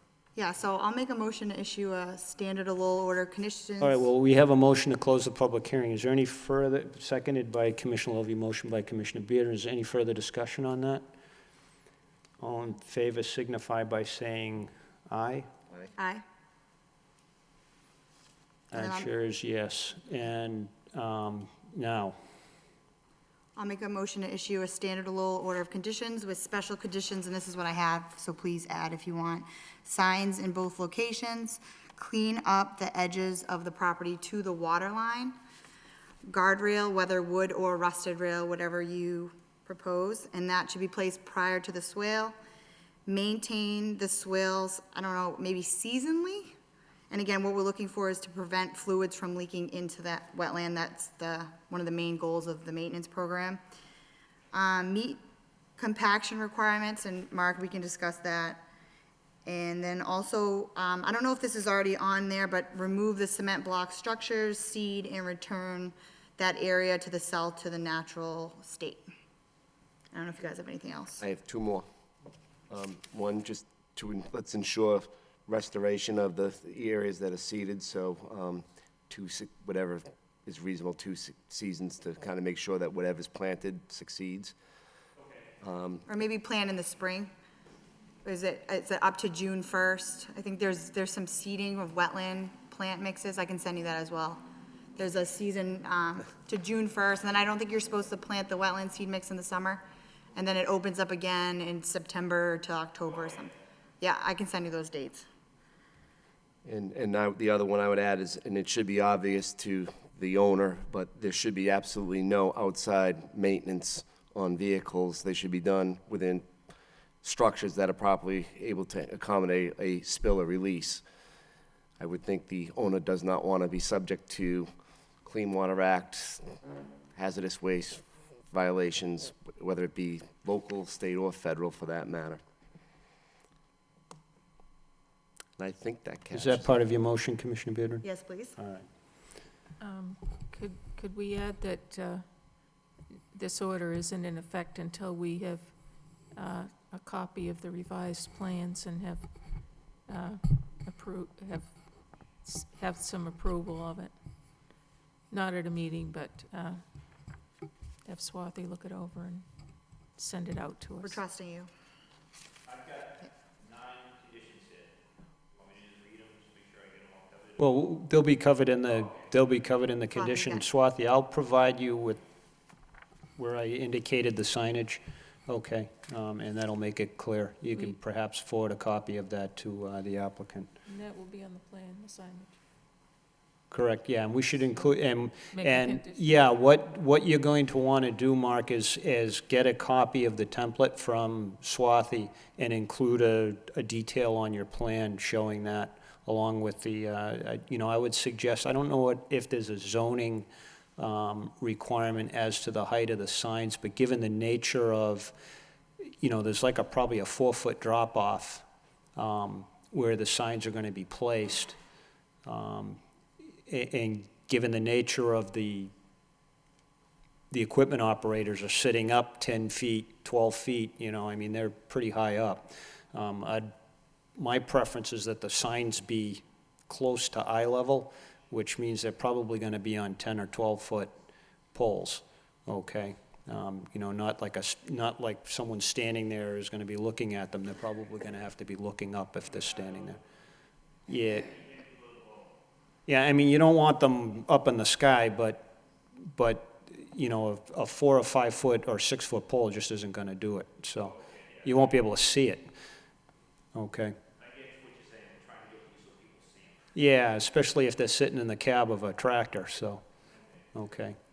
And I guess I would just suggest that the stormwater management plan that you'll be providing, you know, to meet the state requirements, just make sure it aligns with what we have in these special conditions to the extent that they're applicable, so we're not having competing requirements. All right, and I should have had a second on this first, but are those is that also included in your motion, That Commissioner is Beardred? included in my motion, All right, please. so do I have a second on the motion? I'll sec- By Commissioner Varnum, motion by Commissioner Beardred. Any further discussion? All in favor signify by saying aye. Commissioner Varnum? Aye. Chair is yes. Commissioner Lovely? Commissioner Beardred? Aye. All right, thank you. Thank you. And folks who have attended, thank you very much for your patience and for being here.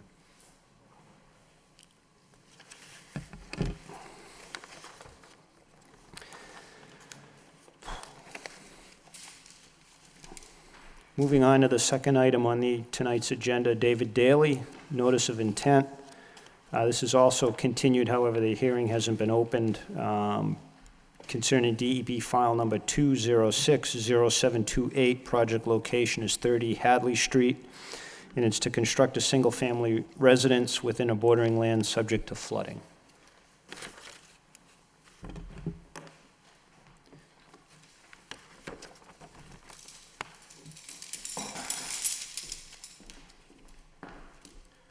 Members of the board, my name is Can you David just hold Daly. on a second? Thank you.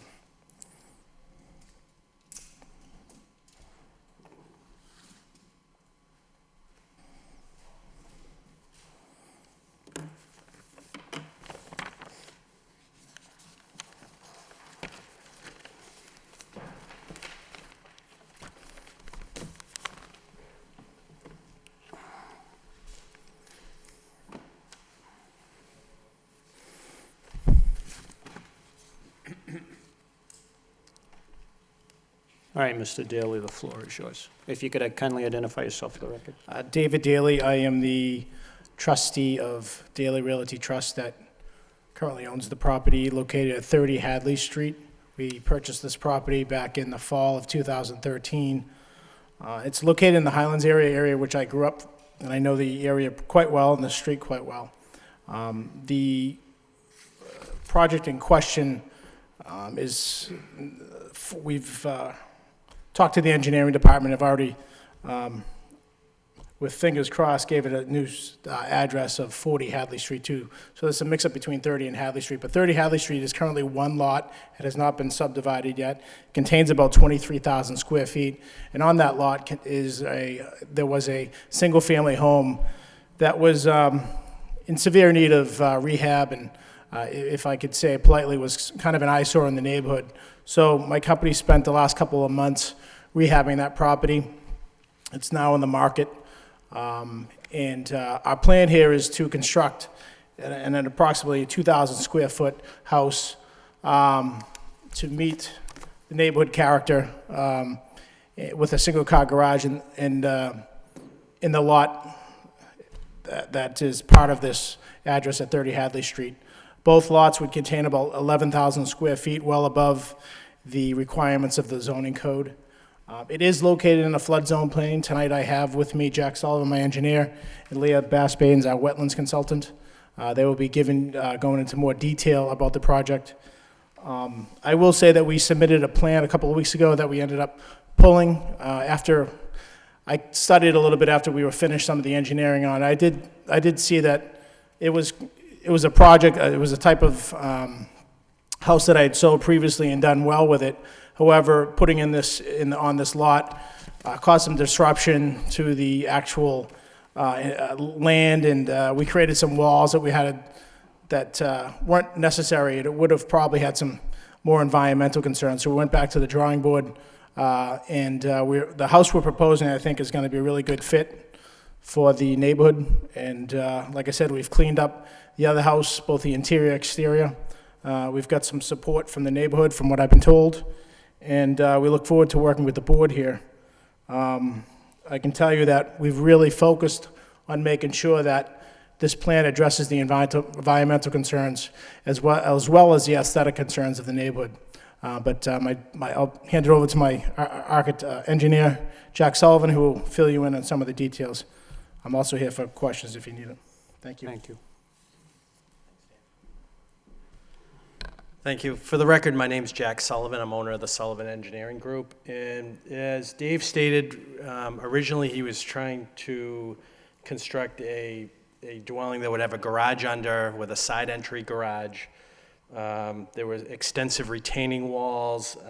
With a side entry garage, you need a larger turning area for vehicle movements. There was more filling needed in the floodplain area. So upon review, I actually told Dave, I said you should try to consider a different house for this site with the amount of site work that's needed even from a cost perspective with the retaining walls. It would be expensive to build. This is a home that he's built in another area of town up on Beacon Street. As you can see, I was able to eliminate the majority of walls. There's two small retaining walls that extend out on each side of the house. It will be a one-car garage with a front entry. And as you can see from the grading, it works well. It'll have a walkout basement. And what should be noted is that basically the entire property is within the 100-year floodplain. This is in a Zone AE floodplain on the latest firm map. It shows a flood elevation between 104 and 105. We showed this as a conservative approach of having the 100-year flood at elevation 105. So the entire new lot, which meets all zoning requirements as far as lot frontage, lot area, and will be going before the planning board to subdivide, falls within the 100-year floodplain. The basement floor elevation's at 102.5. The first floor elevation is at 111.50. We're proposing a flow-through foundation, okay? There'd have to be a minimum of 2 openings. They have to meet the requirements under the National Flood Insurance Program.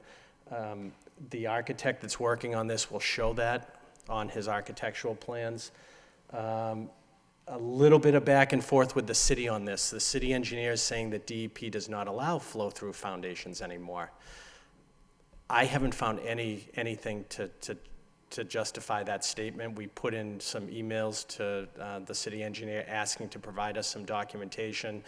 I've spoken to other professional engineers that I know. I actually contacted DEP. I used to work with the circuit rider for the Northeast region, and I'm waiting to get some feedback on that. But as I read through the National Flood Insurance Program, these types of projects are allowed.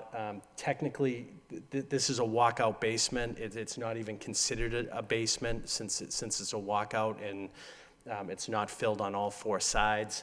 And the intent of this and what I'd offer to the commission is the basement is not going to be living space. It would be storage only, which is allowed. We'd be willing to put in some sort of deed restriction that runs with the property that it cannot be finished and that it would only be used as storage. We wouldn't want to see it finished. We're not trying to get more living space out of that area.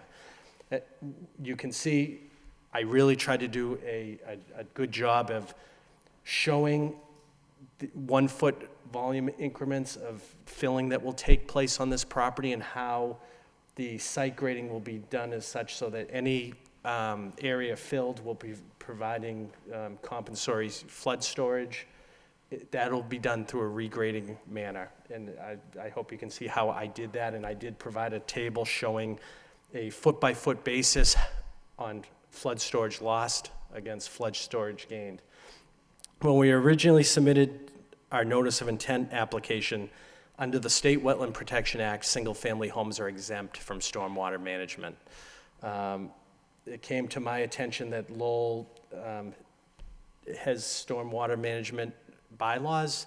So what I did is I provided, it's almost a 50-page report. I actually went through the whole stormwater report as if we were subject to the state requirements. That was submitted to the commission. I'm showing a dry well to be sited to collect all the roof runoff from this in a 1,000-gallon dry well. It should be noted, when I got the comments 2 weeks ago that it was subject to the stormwater, we did not have time to get out and do a exploratory soil test. That will be done. It could either be a condition, or assuming this will get continued until we work out some of the details with the commission and the city engineer, we'll get right out there and do a soil test. I was conservative in my percolation rate for the soil, but it's true, I don't know where the groundwater table is. My intent is to have the dry well situated 2 feet higher than the seasonal high groundwater table. I did try to provide soil stockpile areas. I showed a temporary dewatering area. There are 5 trees on the new lot that will need to come down. I showed 6 trees being planted back. I also showed, even though we're not really within any sort of resource area besides a floodplain, I am showing a straw wattle to be placed, more than anything just to give some sort of limit of work to this project and to protect some of the larger trees that are at the back of the site. And just working with the grades, I had to look, the existing gutter line grade at Hadley Street, my driveway has about an 8% grade going from the gutter line to the garage. I did try to minimize disturbances, just a small walkway. There'll be a number of steps up to an enclosed porch. But as you can see, about 95% of this lot is within the 100-year floodplain. So in order to provide the compensatory storage that's needed for a project like this, the grading plan would have to be followed very closely. The city also asked to see temporary construction access. I did provide a detail to that. It would go, the temporary, it's a gravel temporary drive when construction's taking place so that the construction vehicles don't pull material back out onto Hadley Street. I did provide that. I did try to address the majority of the comments. The city engineer provided a memo today. She wasn't in receipt of the stormwater report, which we did submit to DPD, so I'm not sure what happened internally with, but I did answer the majority of the questions. It appeared from her comments that the one thing that was missing was the soil test, but as I noted, it wasn't intentional. I noted that a soil test was not done. It was only trying to get everything in within a week's time frame to the commission. And this is the first time you've seen this plan. Obviously, the other plan was much more extensive. And I'll turn it over to the commission for any sorts of questions. I do have proof of the certified mailings if anyone wants them. Yes, if you could Okay. furnish those to Swati. Thank you. You've already addressed some of my concerns. Yeah, absolutely, a stormwater management report is required. Correct. And in regard to that, you have this dry well feature that you're building, test pits, and, to try and find the water table is absolutely required. And it's not the type of thing where we're gonna say, we could condition it, provided, no, we're gonna need to see that first. That's Okay. But you've already discussed that, but you kind of left it open-ended, but, I'll answer that, yeah, we need to see that. Okay. We need to know where the water table is to make sure that dry well situation will function properly, and also that the foundation can support the load. And this you know, as the city engineer alluded to in her comments, there's also the lateral displacement. You know, if your groundwater is relatively shallow, then you have to address that situation too. But that's an engineering issue, not necessarily a Conservation Commission issue. But we typically would condition it with the city engineer's open issues to be addressed. Notwithstanding that, let's get back to some of the other things that haven't been addressed. And one is, I note that your plan indicates you're going to have a flow-through foundation. Now, what I can tell you, I can't answer your question definitively whether or not flow-through foundations are allowable, but what I will tell you is that in the last probably 6 or 7 years, we've seen maybe 3 pre-designs for flow-through foundations, and the DEP disallowed every single one of them. I believe, without knowing to be 100% certain, that there's a slip opinion that the DEP issued probably about 7 years ago, that they're no longer permitting flow-through foundations. So whether or not that's in the regulations, I'm not sure. But if it's in their slip opinions, then it has full force and effect of law under the CMR. So that's something you may want to check into. I would say probably within the last, you know, as I said, 5 to 7 years or so, every new construction in a floodplain has been on piers. Okay. Okay. And I did go on the DEP website tonight to check your DEP file number was issued, but it's under comments, it's set under review. But Yeah. most of the projects in Lowell set under review still. Yeah, so, and I mean, I can point you to specific properties in the city where the DEP came back and said no. Right. And I did get a flow-through permitted in Lowell 6 or 7 years ago. Yeah, that was probably the last But one. it was, in honesty, it was a commercial building on Middlesex Ave, and it was through this commission, and DEP approved it, but, Yeah, and that was probably the last one okay. that we approved. I mean, if they disallow it, then obviously we'd have to come back with some sort of design. I'm just, you know, as I said, I can't answer your question definitively because I don't know the answer to that. Okay.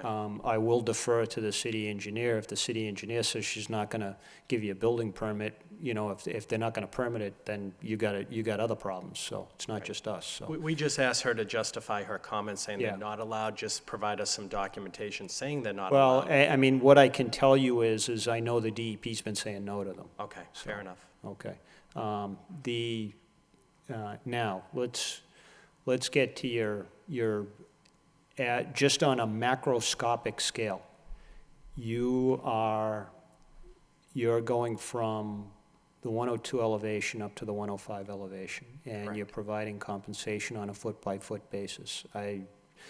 You know, you're one of the few engineers where I didn't have to say, I want to see the thing, because you're already doing it.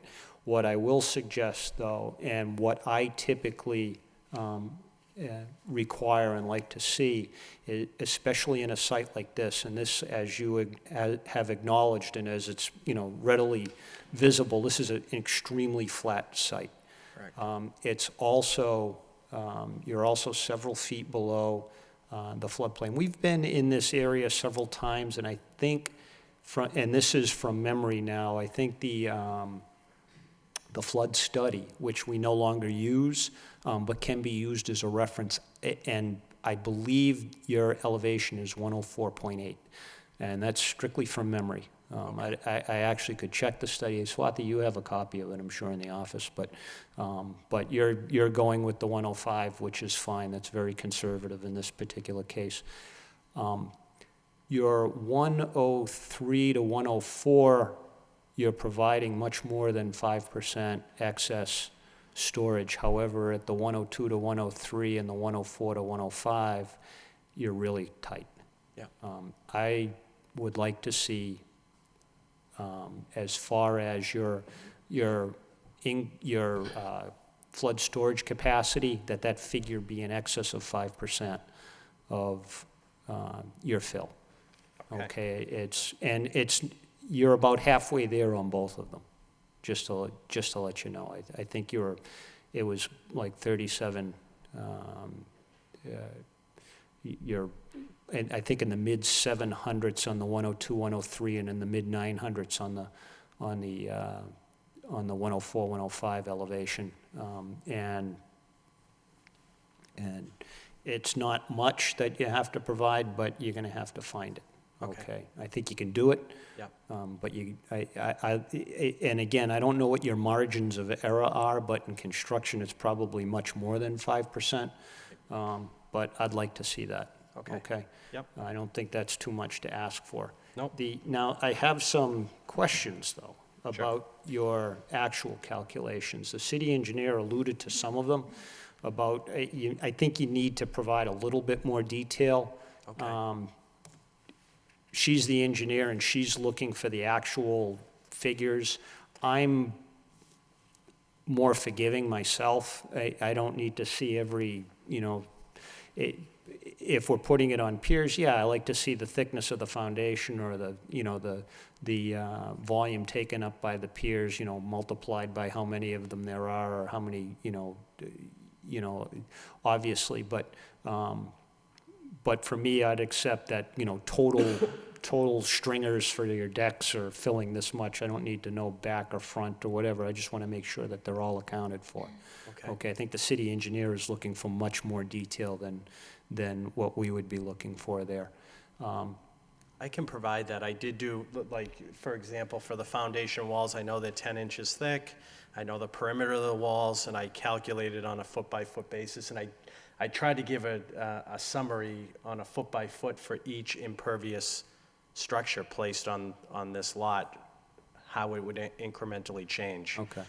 I think she may also be looking for more detail in my proposed grading to show how I came up with the volumes Well, and that, which that- is more difficult to show. That's what I'm getting to next, because I do have some problems there. Okay. But one other thing, I just want to mention this on the flow-through feature, assuming that a traditional, what we understand as a flow-through foundation is allowed, you need to give us some detail on that, because all I have is just a starred notation that it's going to be a flow-through foundation. Okay. This commission has always required architectural detail of the foundation and the flow-through features, if you're going that way. But as I said, I haven't seen the DEP allow one for a number of years now, so. Okay.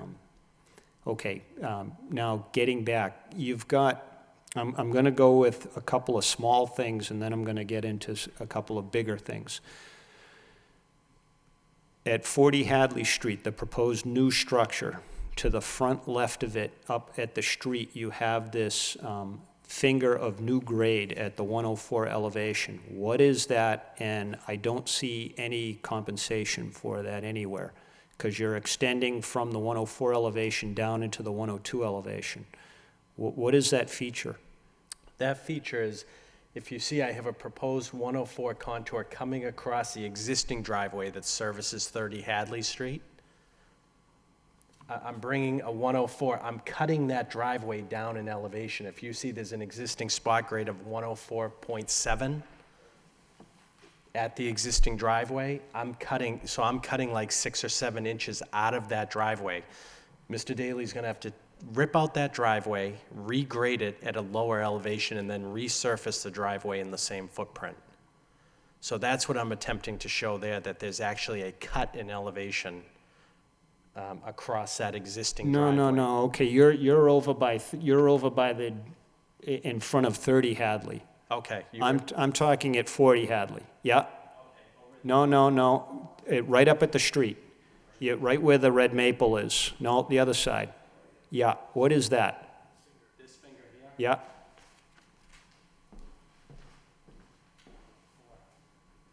Again, when I was coming across that driveway, I'm having that finger come across so that we get some, it's almost like a swale effect moving towards, there's some filling in that finger, for sure. yeah, that's all filling.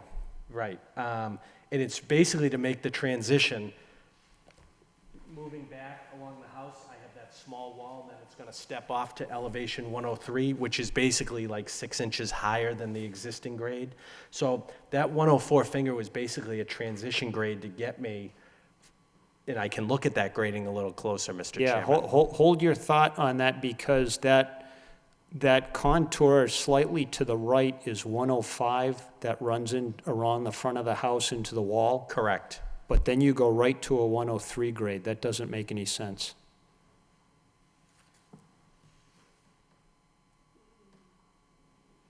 I do have that small retaining wall, so I have a 103.5 behind the wall. I'll Yeah, look- well, I'll you've got look- the 105 goes into the retaining wall, but then it's 103 around it. So I don't, that 104 line should connect to that retaining wall somehow. I can look, I'll take a Yeah, closer look at because that. you go from 105 to 103 without passing go and collecting $200, so. I think you can see, like, trying to make that transitional grading work through there. Yeah. I just have to firm up the contours a bit. Yeah. But I mean, I know the software sometimes chokes on itself, but, no, that was me choking on myself. okay. Now, maybe the one you were talking about, now over to the, what's north, south, east, and west? Okay, over to the south, there's another 104 finger that goes towards the foundation. What is that? Again, the proposed driveway's at 105. I was trying to get, the 104 was coming back in on itself. I was gonna try to bring it to the wall, and then, so I kind of have like, the top of wall's at 103, that proposed wall, so I knew I needed, going from 105 to 103, I needed a 104 in between. There'll be a kind of a false high point there, so some of the water will shed to the backyard, some will shed off to the side yard. But wouldn't you just run that 104 contour right into the foundation, though? Instead of bringing it around like I you do? I could. Because I'm just a little confused by that feature. Those are the two spots I was having trouble getting my grades to come back together. Maybe I can just run it back to the foundation, not have it come back out, just have a 104 in the middle. Okay. Or you I could keep- spent quite a lot of time working out the grading here, and Yeah. there were a few spots in a short amount of time that I had to bring together. I'll take a closer look at those two areas. Yeah, because I just, to be honest with you, Mr. Sullivan, I looked at that and I was like, this doesn't make any sense to me, so. Okay. And again, I've been looking at plans like this for 20-something years, so. Right. When I see something like that, maybe you could explain it to me, I was hoping you could, but it still doesn't make any sense to me. I'm not so. doing that great of a job Okay. explaining it. I'll All have right, to take well, a that's okay. closer look at it, and sometimes it's difficult when you're getting into those areas and you're going from a 105 to 103, you know there has to be a 104 in between. That's why sometimes you have some odd shapes to it, but I'll take a closer look at it. All right. And there's one, I had made a notation of this, and I also noted that, that Swati had also made this comment, and that most of your storage is on 30 Hadley. Correct. Lot A. Correct. And in order to allow Lot B to be, in 40 Hadley to go forward. It's great when you have a common owner, but when you split the ownership, then it becomes problematic, and it becomes really problematic for the Conservation Commission. Right. Swati suggested one way of dealing with it, and that's that Lot A has to be built out and receive a COC prior to the lots being sold. Now, that's not, and I don't want to assume to tell Mr. Daly how to deal with his property, because he can sell it whenever he wants. But what happens in that particular case is, Lot A, 30 Hadley Street, then changes ownership, because I'm assuming you probably will finish that one up first. I don't know. But, looking at this, I would assume you'd probably do that one, use that money to do Lot B.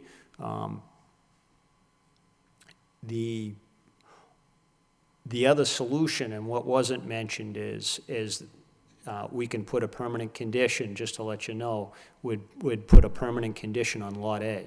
that it's the compensatory storage, and that would either be by way of an easement or by way of a deed restriction. So, And I had. yes, yeah, Let me absolutely. just say one thing on that, Dave, okay?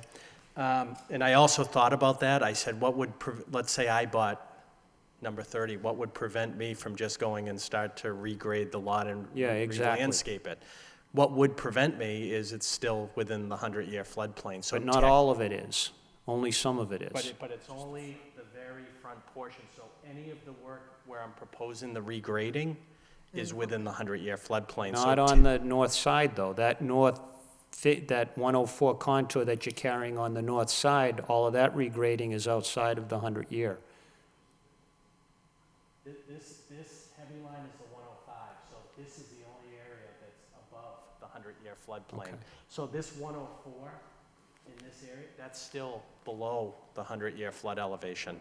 I had the same thought. I'll let Mr. Daly say what he wants to say, but my idea was any future site grading would technically have to come back before, even a regrading exercise technically would have to come back before you. Yeah, but but the problem, though, is once we split the ownership, it becomes very problematic for this commission to deal with it. Right. It's easier for us to deal with the developer. Okay. And since it's in common ownership now, what we would do is we would either put a permanent condition, assuming you didn't want to finish that, get a COC, you see what I'm saying? I mean, you're a year down the road before that even happens. Thank you. As far as actually waiting for the COC, unfortunately, it's like you indicated, we did already finish the property. It's on the market. It's actually, when I was driving here, we've been dealing with some verbal offers back and forth. It seems like it's going to be under agreement rather soon. Obviously, I've made it very clear that this property falls under the guidelines of what's going to kind of go on this evening and in further meetings. So a permanent condition or some form of easement is, I'm very open to that. And the fact is that the potential buyer is aware of that as well. Yeah, I mean, Swati suggested one method to do it, but once we get out there in real life and are trying to, meet economic realities, that sometimes it doesn't work all that well for the developer. Thus my comment is that typically what I would rather look toward is a permanent condition and/or easement. I don't know who your attorney is, Mr. Daly, but what we typically do is ask you to have your attorney prepare, if a deed restriction is the way to go, to prepare the language for our approval. Sure. Once we Okay. get the final mitigation plan, we can note that on the plan and prepare that deed restriction. Yeah, you may want to start to get that ball rolling. Sure. So, this is going to be continued, so we have it for review at the next meeting. Absolutely. We'll do Okay, that. and again, you can talk with Swati. I'm sure we have some language, because we've done this before. This isn't our first dance Yeah, I don't at this think so. particular issue, so. That's a good idea, though. I appreciate that means of going about it. I have no other comments. Commissioner Varner?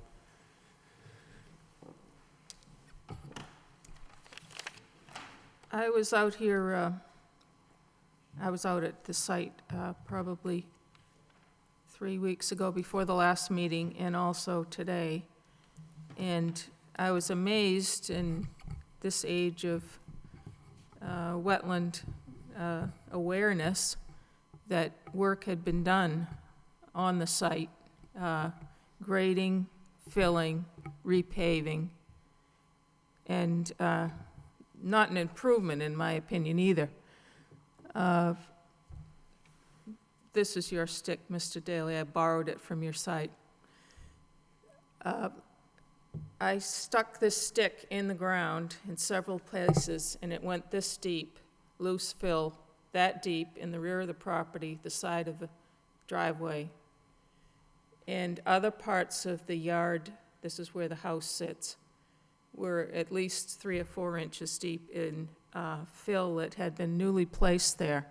And it's very obvious what the newly placed fill is. It's not something that's been dug up and spread around. It's very obvious to me, anyway, what fill is new and what fill has been there a while. The fill that's been there a while is hard-packed, and you hit it with a stick, and that's how you can measure how deep it is. Where you're proposing to use that as your compensation, I have no confidence at all in these compensation figures now, because everything's been moved around and changed on the site. I don't see the difference. The site, a lot is perfectly flat now. It appears to be perfectly flat. I don't see the foot difference between the side of the house lot and up near the house. Right along the driveway as it exists and extending probably to the back of the house is a deep part of fill.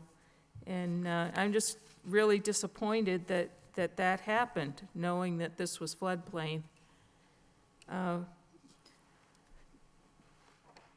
We have a site in Pawtucketville that's being discussed tonight that's very similar to this site, in that it's also all in the floodplain. And I just don't see the compensation. Maybe for me and some other people would need to have a little more detail as to where you're getting that compensation from. I want to know how much fill was brought into the site. I know one of the neighbors has sent in some correspondence talking about truckloads. And that's just totally unacceptable, to have truckloads of change in fill in a floodplain. You have a contour, I'm assuming that you're creating, of 102. I have quite a few things, Mr. Daly, you'll get your chance. We have a contour of 102. I'm assuming that's a proposed contour that is below the grade of the site as it exists now, is that correct? The 102.4, right, I'm creating a small depression in the back of the proposed house. Yeah, well, And you're, just to, I'll let you continue, I just want to say, the grade shown on my plan, the survey was conducted in early January, right before we started to get hit with some of the major snowstorms. So the site grades that you see on the plan, the existing site grades were done in January of this year. but the fill was done recently. That's why I'm saying you can't depend on your site grades on this plan very well. What could come out of this is if the commission feels that new survey information has to be provided, I can provide that, but the grades that are shown here are from January of 2014. Can I just interrupt for a second? Swati, what's the map number for this parcel? Do we know? The city map number? I can't find it on the application. Do you know, Mr. I Sullivan? usually show that on my plan, let me Yeah, see. I'm looking for it. Do you have that, Leah, on the NOI? I have all the maps, I just don't have the index. Is it?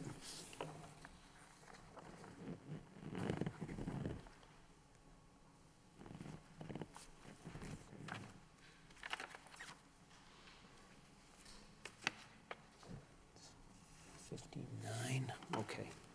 Oh, all right, geez, all right, just give me a second here. All right, sorry, go ahead. I'm assuming you're proposing to keep the trees in the back that don't have X's over them? Correct. Because I'm wondering, they're fairly large trees. Lowering that contour by a foot or so is going to seriously cut into some of those roots, I would think. They're evergreen trees that are usually pretty shallow rooted. Yeah, I actually tried to keep the limit of that contour away from there are some large trees in the back right-hand corner that I'm trying to protect. So you're not, I'm probably 15 or 20 feet away from the trees. I was thinking more of the ones that are near the The 20 words the temporary 24-inch dewatering trees, area. yeah, I'm somewhat, I mean, we could put a tree well around those or do something to protect them, but. Or they'd have to come down. I was trying to preserve them, if possible. Speaking of the trees, I think red maples are probably, in my mind, pretty inappropriate for this site because the lot is so small. Okay. They're a huge tree. What's appropriate is probably the fruit trees and the dogwood that's out there. And I'm not quite sure why the dogwood and the 12-inch apple tree that's to the north, the furthest north one, have X's in them. Because of the regrading of that driveway. That driveway was going to be lowered, which I thought would, and the 104 contour is, there's like a 6 or 8 inch cut proposed in that area.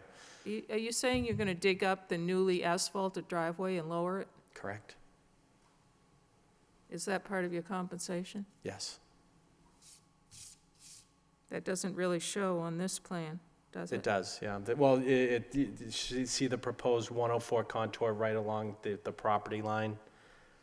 And you see an existing grade of like 104.72. Mm-hmm. So, and there's a note on the driveway to be reconstructed. Okay. Well, as far as the red maples go, that's like using them for decoration, because as soon as they get more than 15 or 20 feet high, somebody's going to cut them down, and that kind of defeats the purpose of. I'm fine proposing a flowering tree or dogwood. I just wanted, I was trying to make it where some were being cut down that would replace some. I'm fine. Well, you're cutting down fruit trees, so I would think like a flowering tree or actual real fruit tree would be the More appropriate. size, the appropriate size. There are other trees, I suppose, that Right. are that size as well. I'm fine with that suggestion.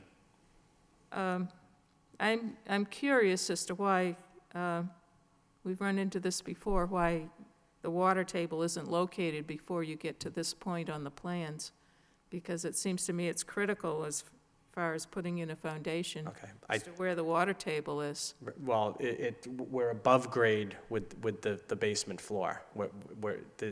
This is a walkout basement, so we're above the existing grade. And as I mentioned in my opening statement, this project's not subject to the State Stormwater Act. So when we originally submitted, we checked exemption for a single-family home. Once it was made known to me that this was subject under the Lowell Stormwater Act, I immediately made changes, put in the drainage, but I only had a week to get all the plans in. We didn't have time to get a machine, get out there, dig the hole, get the soil test results, and I did make a note that a test hole would be done. I know this is going to be continued tonight, and we'll plan on next week excavating a test hole. So that's why it wasn't something we were trying to skirt. Under the state requirements, you're not subject to stormwater. It was only through the city requirements we were. This goes, in my mind, this goes along with what type of foundation is going to be required, because, you know, if you've got a high water table, I would think that a different foundation plan is going to be required than if you're high and dry and don't have that problem. We definitely don't want water. Yeah, and it'll depend a lot to what the chairman said if DEP says this type of foundation's not allowed anymore. But we should be above the groundwater table because we're above the existing ground with the basement floor, slightly. I would think something would have to go below the frost line, or is that? The old frost walls will. There'll be style? footings, there'll be footings, so you will have frost protection beneath, but the actual basement floor, it's gonna be a walkout basement. Yeah, So I understand that. I'm not concerned with the basement floor. I'm concerned with the house relocating itself during flood situations. Right. We won't be in the groundwater table with the basement floor. During the 100-year flood, water will It's come into not the the basement floor that's the concern. It's the walls collapsing. Okay, what you stated, I'd like to you were s- I'd like concerned to with the see it. groundwater level. I'm not concerned with frost walls and below grade with water table. I'm more concerned, groundwater and flood waters are different, okay? Well, I've heard testimony that at least 2 houses on the street have flooding in their basements. So I would think that that would be a concern Okay. for any new builder Of building in that area. Of course it is. We know we're in a floodplain, but there's two separate issues here. There's where the groundwater table is, and then there's floodplain. We're in the floodplain. Sometimes they intersect. Well, maybe during the 100-year flood, but Exactly. not all the time. In a 100-year storm, All right, I don't like the argumentative tone that's being taken. I'm not trying to be argumentative. Yeah, well, I'd like to speak, Well, go ahead. and you don't need to speak until I'm done. Go ahead and finish. You mentioned the machine coming in there, and this is just a sidelight. As a gardener, I was very sad to see this site being constructed on, because there's, a lot of wonderful plants out there that are worth probably thousands of dollars. But I saw Mill City Grows representative come in, and I would certainly like Mr. Daly and Ms. Sisson to get together and talk about perhaps transplanting some of those food plants to grow something for the food bank. There's raspberries, blueberries, rhubarb out there, and I don't know what other things. I think the apple trees are a bit large to transplant, but, I mean, it's this flowering plants that you would pay an arm and a leg for at a nursery. But that's just a suggestion.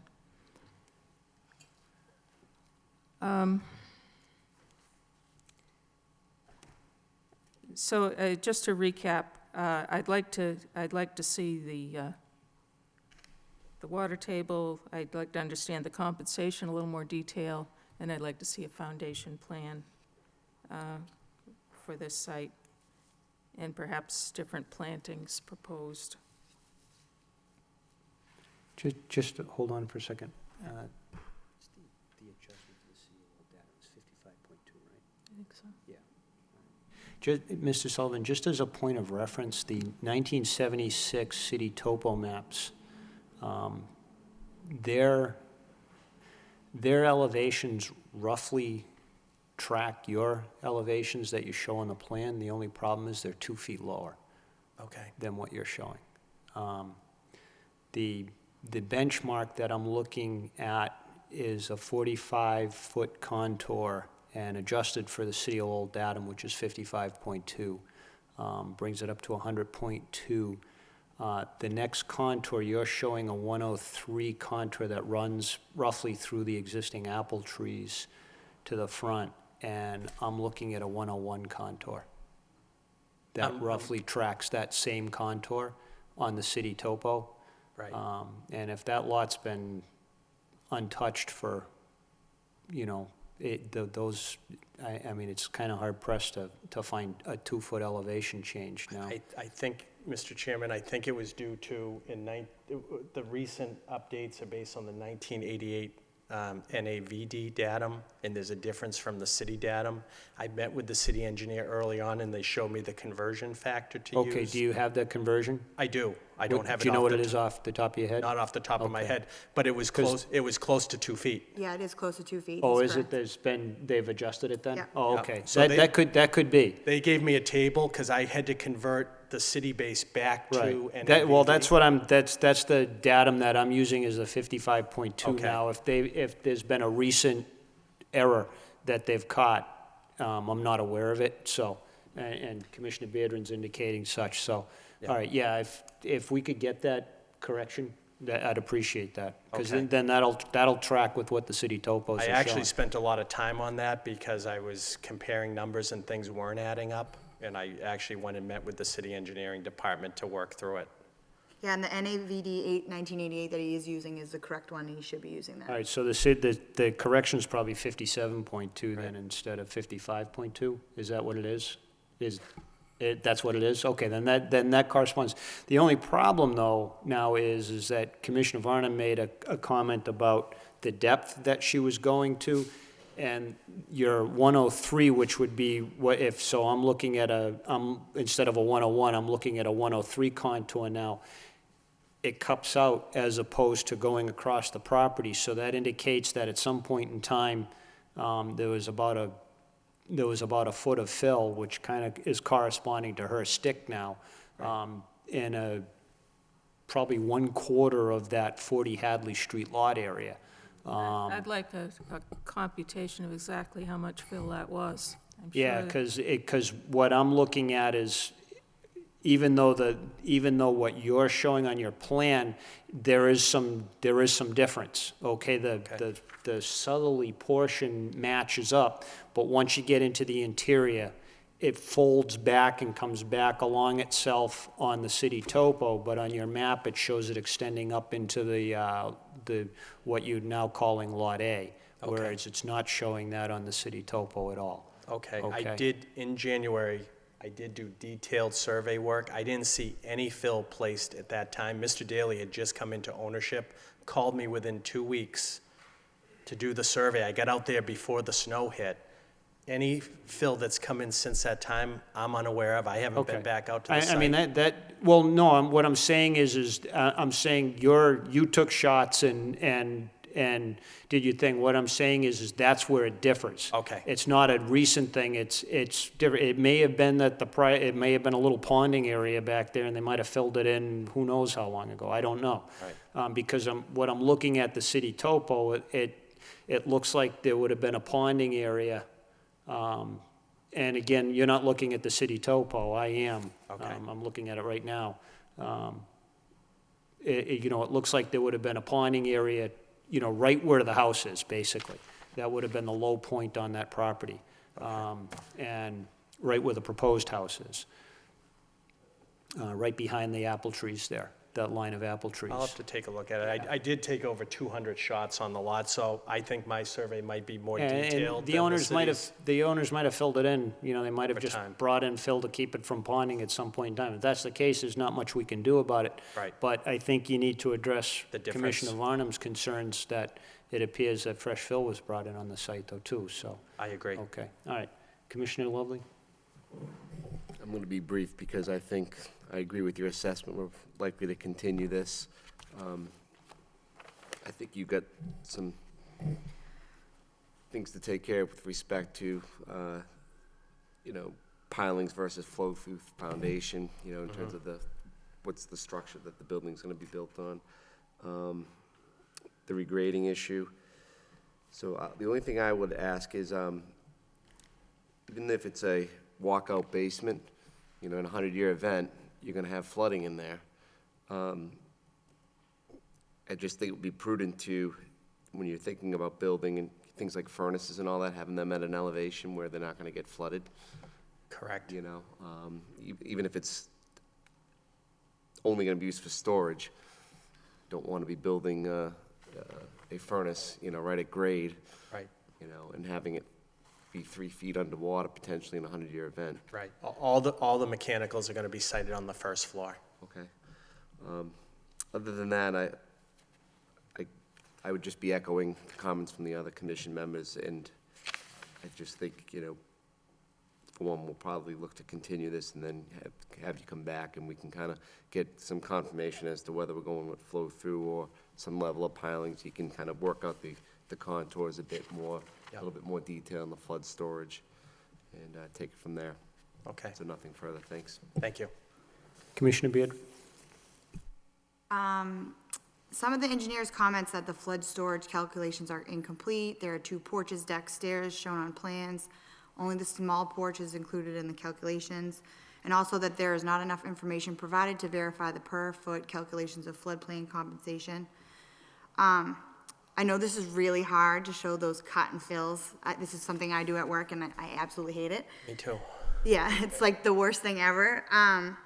I think maybe one thing, I don't know if you can do this, that I've done in the past, is maybe you provide a cut drawing and a fill drawing, where you basically just kind of shade in all those slivers where you're cutting and all those, I think that's the best way to do this, to appease the town engineer, and it'll be an easy visual for us. Okay. Because I think the make and break it here is gonna be whether or not you guys have enough compensation.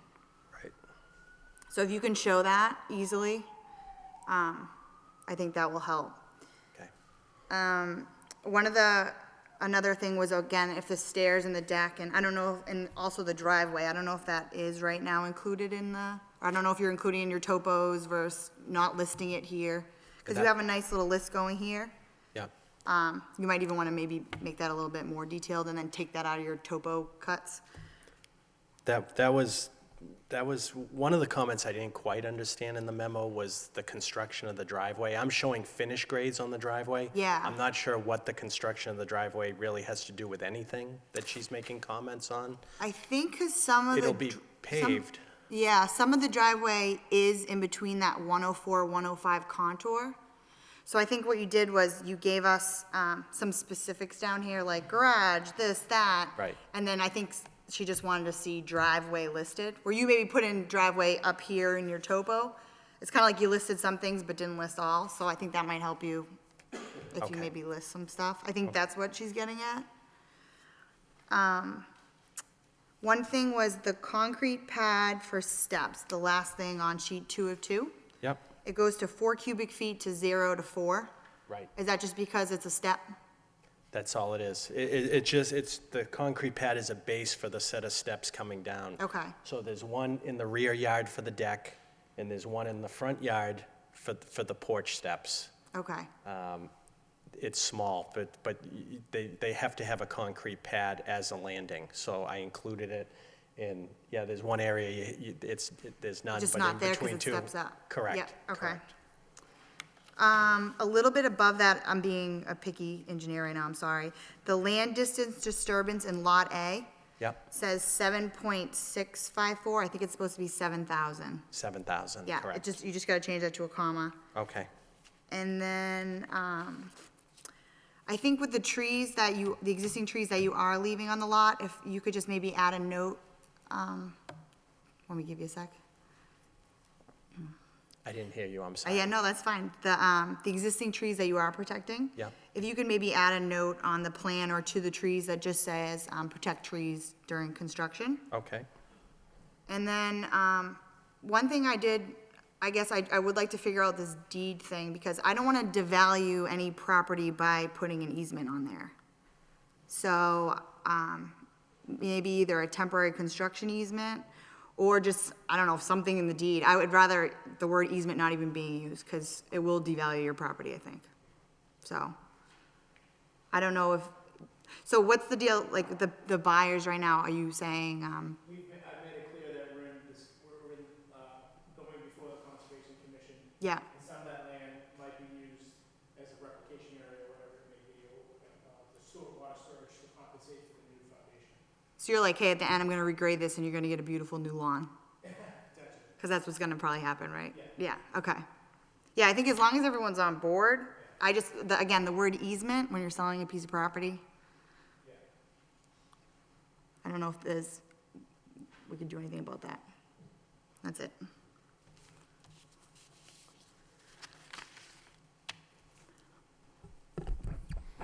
All right, any further questions?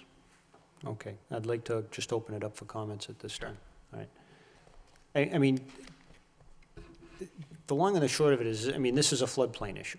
And it's somewhat of a groundwater issue too, because we have a dry well that we're putting in. So, you know, we need to get the answers to those questions. But, I mean, normally floodplain issues, they're, especially in flat areas and sensitive areas like this, you're right, you know, you're right at the Black Brook here, is in your backyard practically, and Black Brook floods, okay? And a lot of your neighbors in this neighborhood, and Mr. Daly, you said you grew up in this neighborhood, so you know how sensitive, these issues are to your, you know, to your neighbors and whatnot.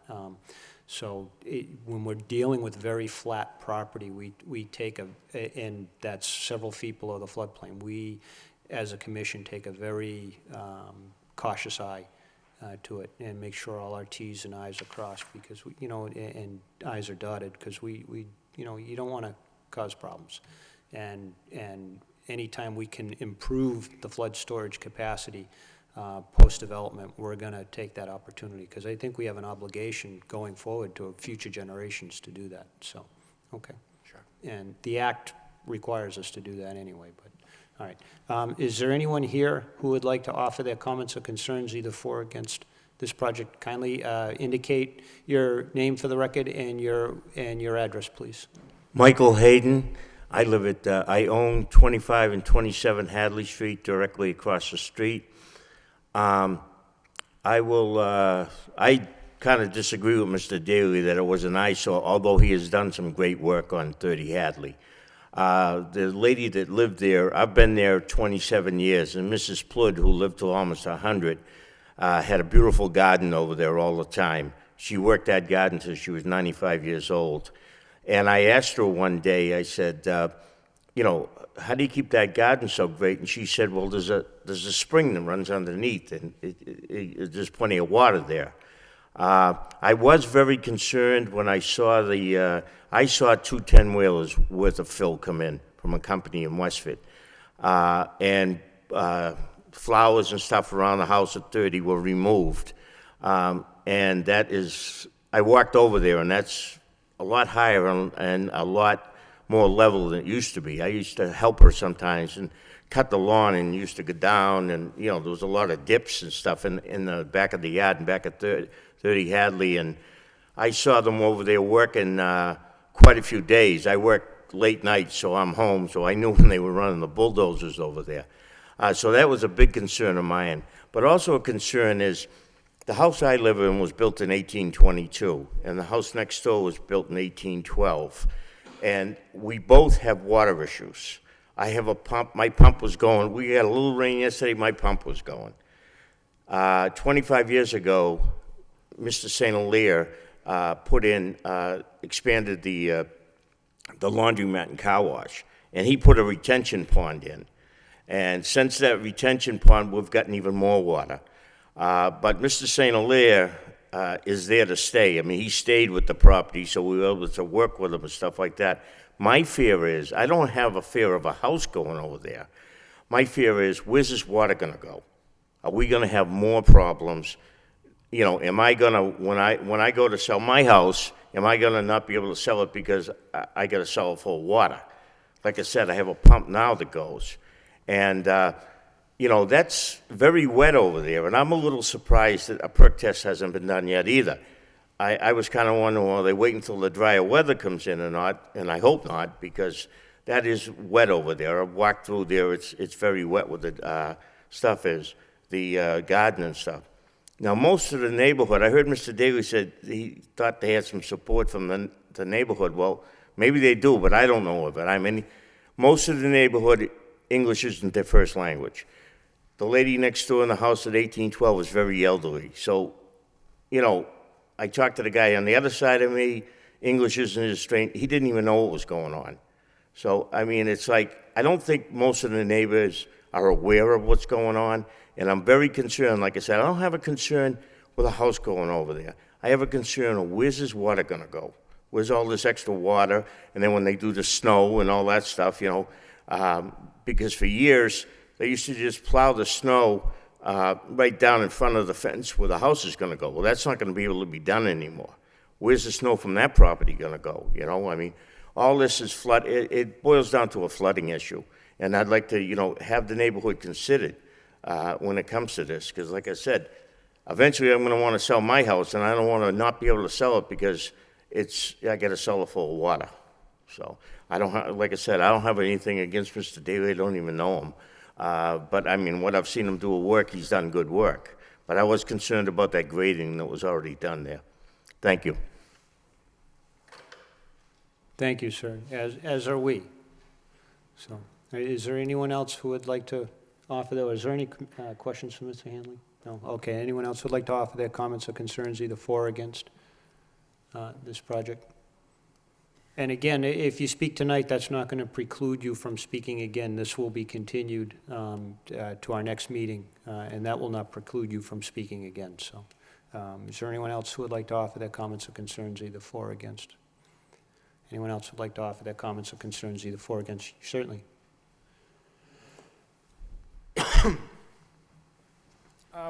I think I'd just like to address a couple of the concerns I think that Commissioner Varnum brought up.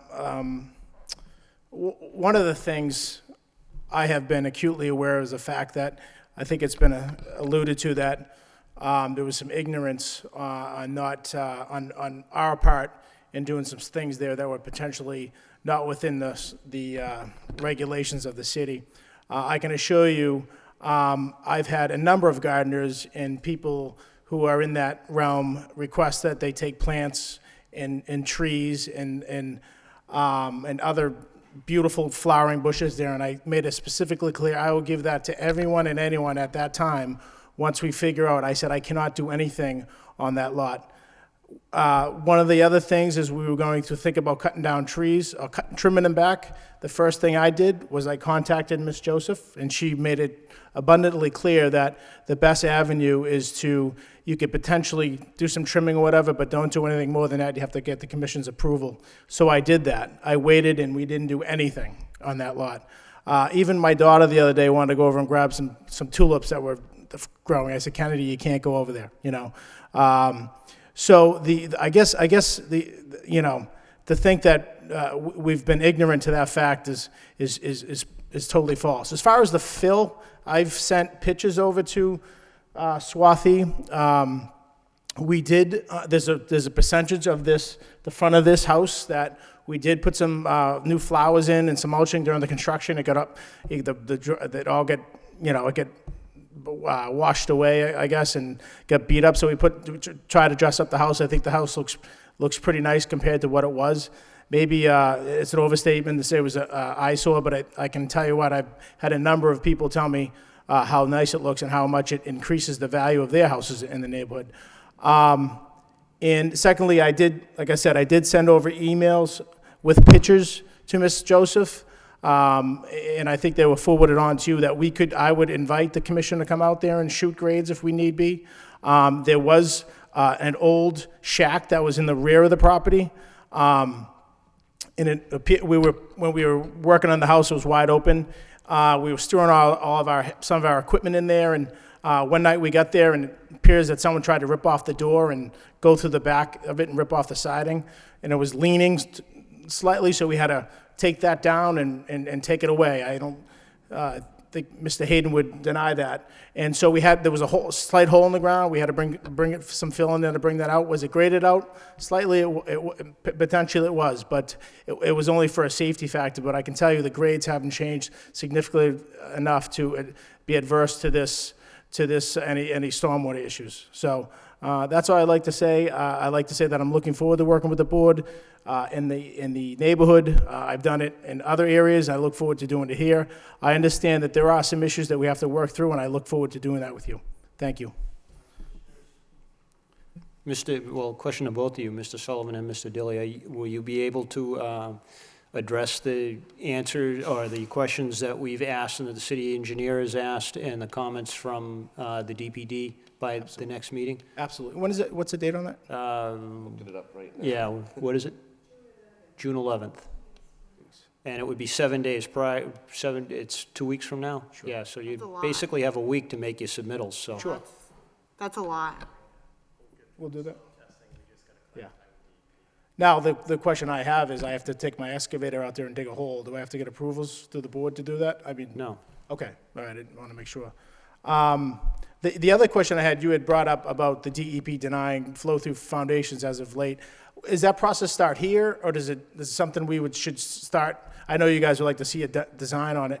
Would I start that process with DEP now, or should I? Yeah, my sense, and again, I perhaps should know the answer to this, and I don't, and I apologize for that.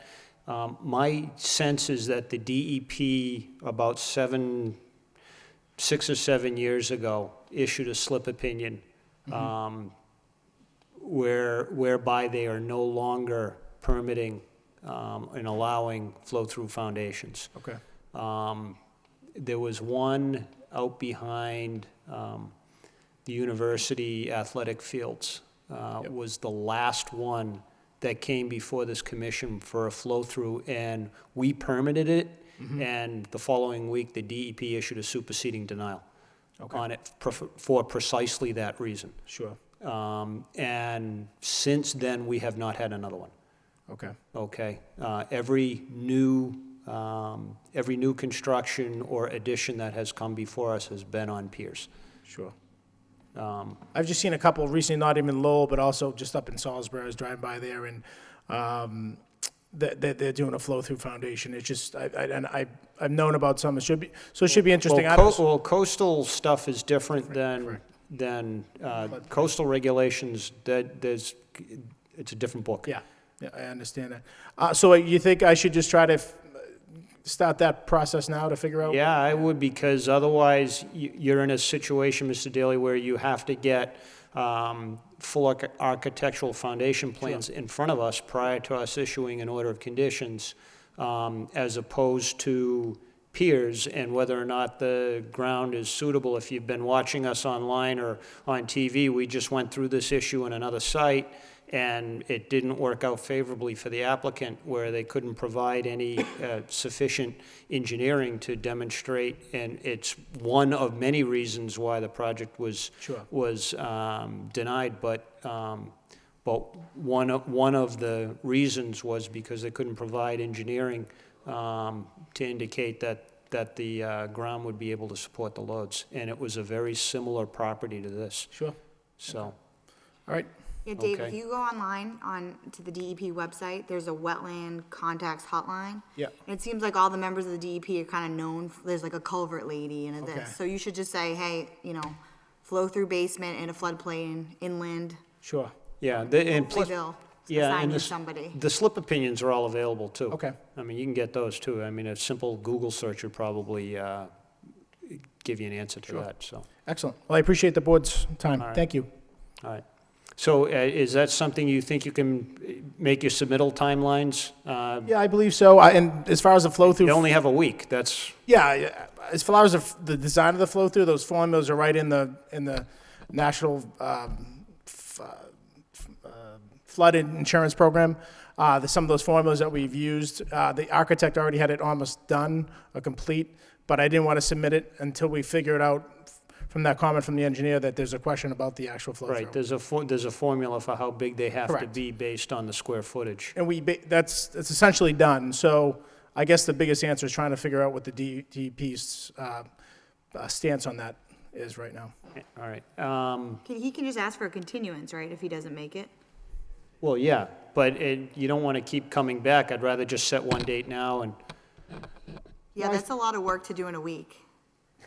In your cut and fills. I get on him pretty good. You can, yeah. The client, right?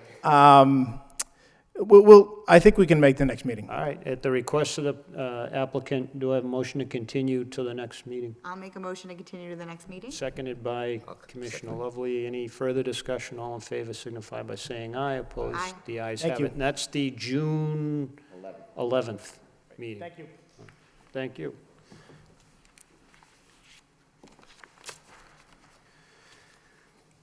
Now, we're just moving right along here tonight, aren't we?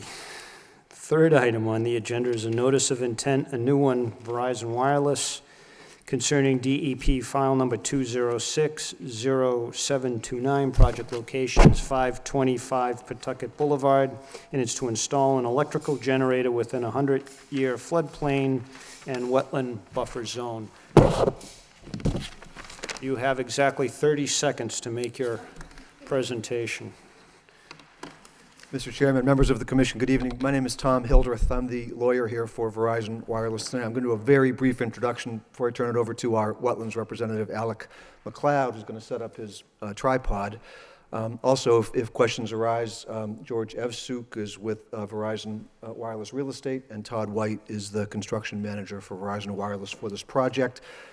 We are in the floodplain of the Merrimack River. We're on the north side of the river. We're just east of the Rourke Bridge, roughly across the street from the UMass rowing facility. We're at the, looks like a relatively recent two-building apartment complex, quite handsome, the Grandview Apartments.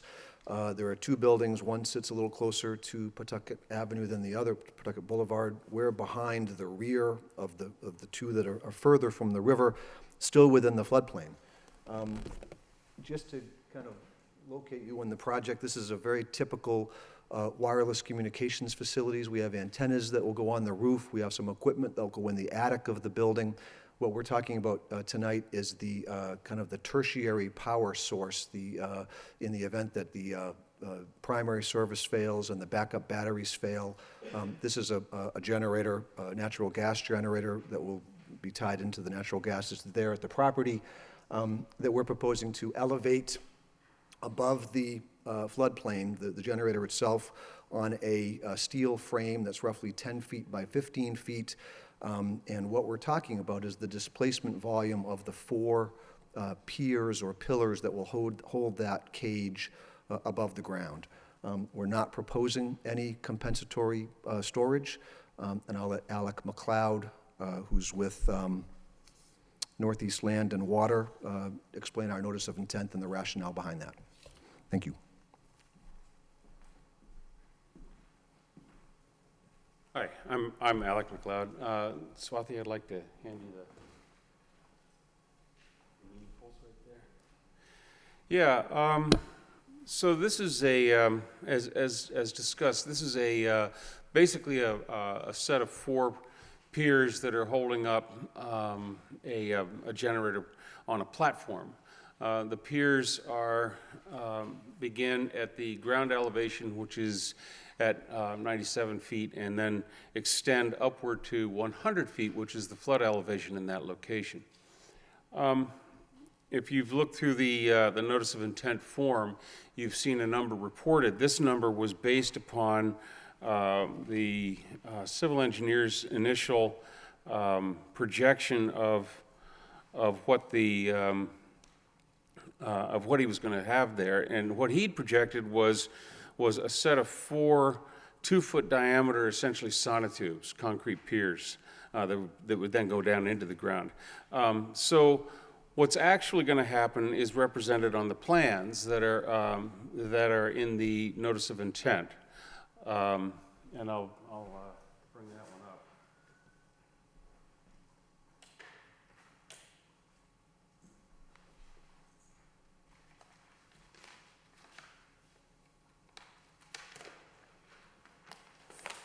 So here you have it.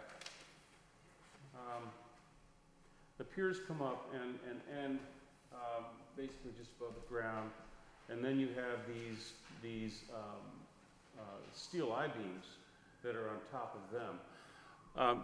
They occupy a very small volume, and that plus the fence is the only volume that would actually be within the floodplain. I calculated it out, and it came out to a much smaller volume than what was reported, but what was reported being quite a bit larger.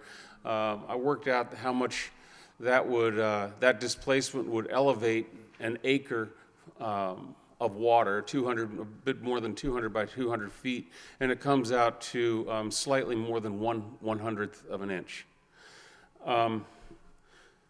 So that goes, and that's the worst case scenario. So that goes to the performance standards, which are articulated in the bordering land subject to flooding section 1057-4A1, where it says compensatory storage shall be provided for all flood storage volume that would be lost as a result of a proposed project within bordering land subject to flooding when, in the judgment of the issuing authority, said loss will cause an increase or will contribute incrementally to an increase in the horizontal extent and level of floodwaters during peak flows.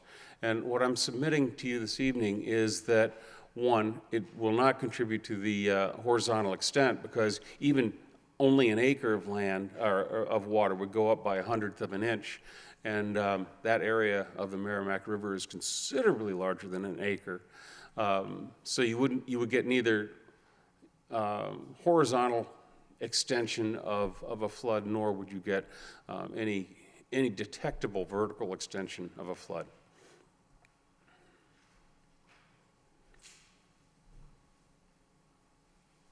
Do you have your,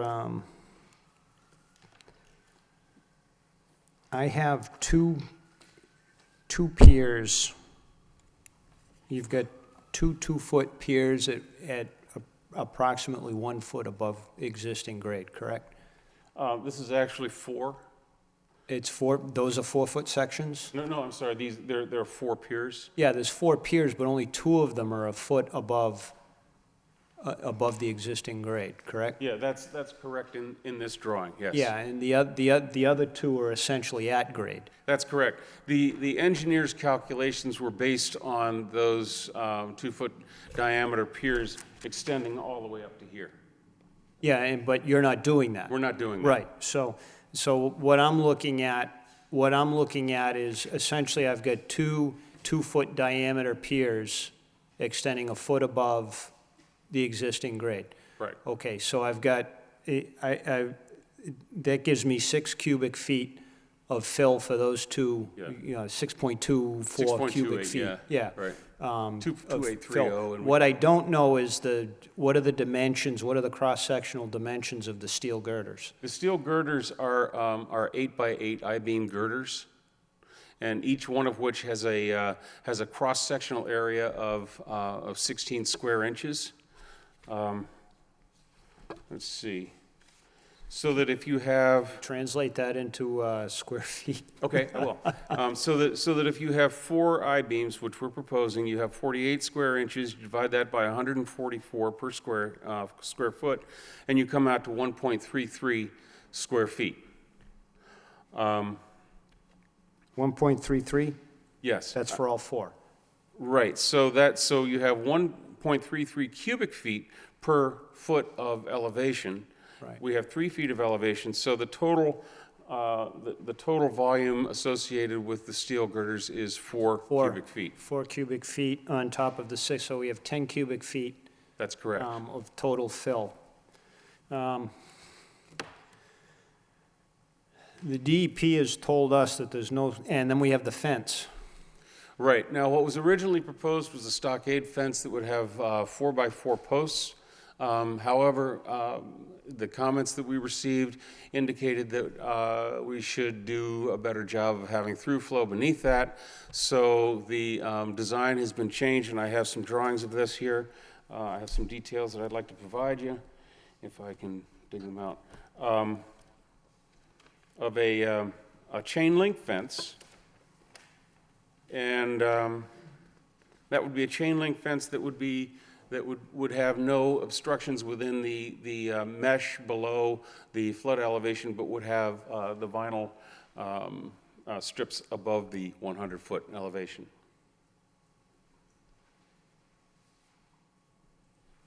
So that would be, and that also is a great deal less volume than a stockade fence, which has not only 3/4-inch planking, but also has the 4x4 post. This has this has 2-inch diameter posts, steel posts, and then the actual chain.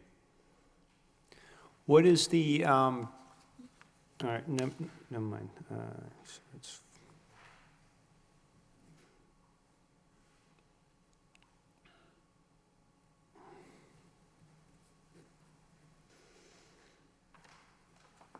approximately how many posts are there going to be? Let's see, I'd have to go back to, we're talking a 20x40 enclosure, I believe that's correct. Might not be that big. It's not that big. It's 10 by 16, it's a little less than that. So you would have 2, 10 feet, so 3, 6, and yeah.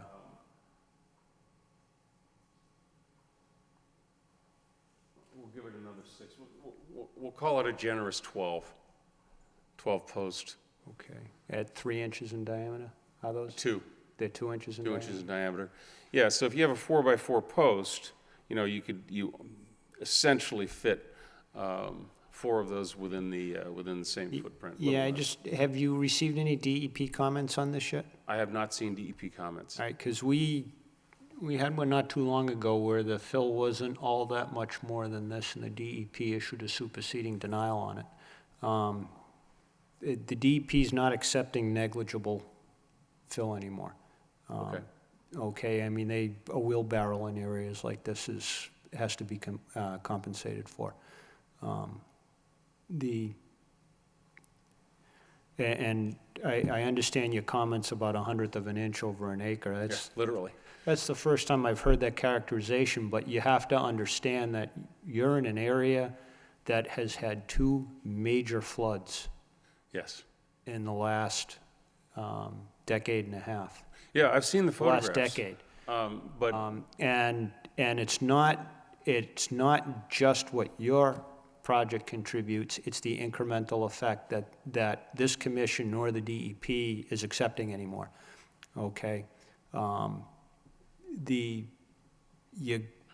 You gotta find some compensation for this somewhere, okay.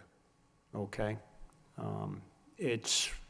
I know it doesn't sound like a lot for you, but in the same token, we don't, at least I don't view this as a necessary, maybe Verizon does, but I don't view this as a necessary project to justify filling in a floodplain without compensation. Okay, so we'll look for compensation. I'll open it up to the rest of the board. I mean, the performance standards say to the extent that's practicable, but that's provided that there's no other alternative, and the other alternative is you don't do your project. The world isn't gonna end if there isn't another cell phone tower. And I don't wanna speak for Verizon, and I don't wanna speak for, what your federal regulations provide or anything like that, but I can tell you that neither this commission nor the DEP is accepting it's only gonna be a little bit. Okay, duly noted. Especially in this area. Duly And noted, we will find compensation. And I'm surprised there's no one here from the PCC about this either, because they've been militant Okay. about this. But Commissioner Varnum? I'm wondering why you can't, if this is for, it's not for the benefit of the Grandview, it's the towers in the Grandview, is that correct? Your towers in the Grandview? Your tower is located in the Grandview, is that? Yeah, so it's not a tower, right? It's just. Is there no way to put the generator wherever the tower is, like up on the 8th floor or whatever it is? So just to be clear, it's not a tower, right? It's just going to be antennas that will, sometimes they're placed on a tower. Here, we're using the tall building as the functional Right, equivalent of a right, tower.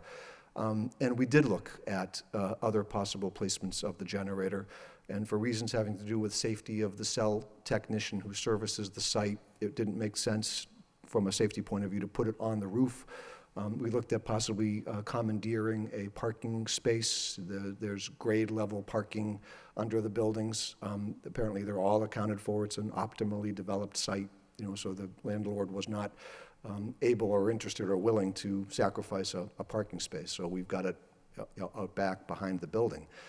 As I said, I think it's a newish project, and the landscaping's all new and so forth. So if we're looking for compensation, we're going to be disrupting stuff that's just relatively recently, been installed. But if that's the directive, we'll go back and have that conversation. I just wondered how close to the actual antenna does this thing need to be? I mean, there is running wires, like couldn't you put it, for instance, the other side of the wetland up on higher lane? Higher up as you go further Run wires away. or something. I think our site, I think that the host property we're in is entirely within the It floodplain. is entirely in the floodplain. So we can't, I guess theoretically, we could lease space from an adjacent property owner further up the hill, but, it would not make economic sense for us to have, one lease to host the major elements of the installation and a separate lease just to host the generator.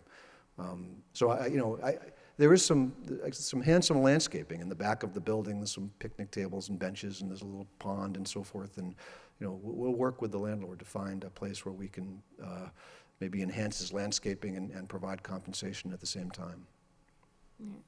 I'm not confident you'll find it on their site, because between the brook and the river, that was under 2 or 3 feet of water the last flood. Commissioner Lowell? I was just going to pull out the contour figure again, but my sense is, we're talking about 1.4 cubic yards total. gotta believe somewhere within there you can find that. We're gonna look right all around Yeah, there. I mean, we're not, We'll a be couple of tapping stuff out wheelbarrows, the walls. you know, we're not talking about a huge volume in a small area. Right. I'm empathetic that this is a de minimis amount, but to the chairman's point, they're really not allowing, you know. You know, this is one of these things where when you do this kind of work, it's in the regulations, you make the request. Right. If No, it's, I- if I'd the be doing the request same thing. is denied, fine, we find the compensation. Right. This is a classic example of the old saying, the tragedy of the commons, and Right. in aggregate, it adds up. So, but I'm confident that you could probably find it without much effort. Yeah, I echo that. I think you can find it. It just, let's look for it. Okay.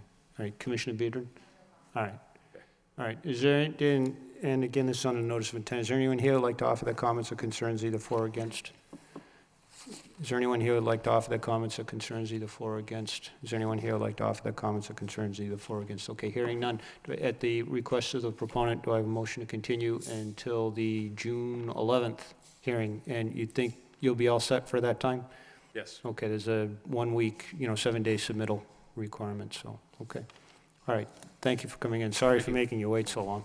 Let's make the Yeah. motion. Oh, yeah, do I have a motion? I'll offer a motion to continue at the request of the applicant to the June 11th meeting. All right, do I have a second? Second? By Commissioner Biedron, motion by Commissioner Lovely. Any further discussion? All in favor signify by saying aye. Opposed, the ayes have it.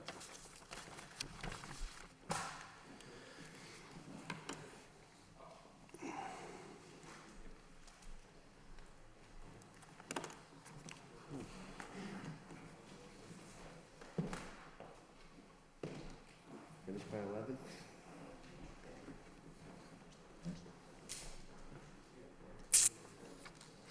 Moving on to the fourth item on the agenda, notice of intent, Ken Cole Investment Trust concerning DEP file number 2060730. Project location is 279 Pawtucket Street, and it's to construct a 4-story mixed-use building within a wetland buffer zone.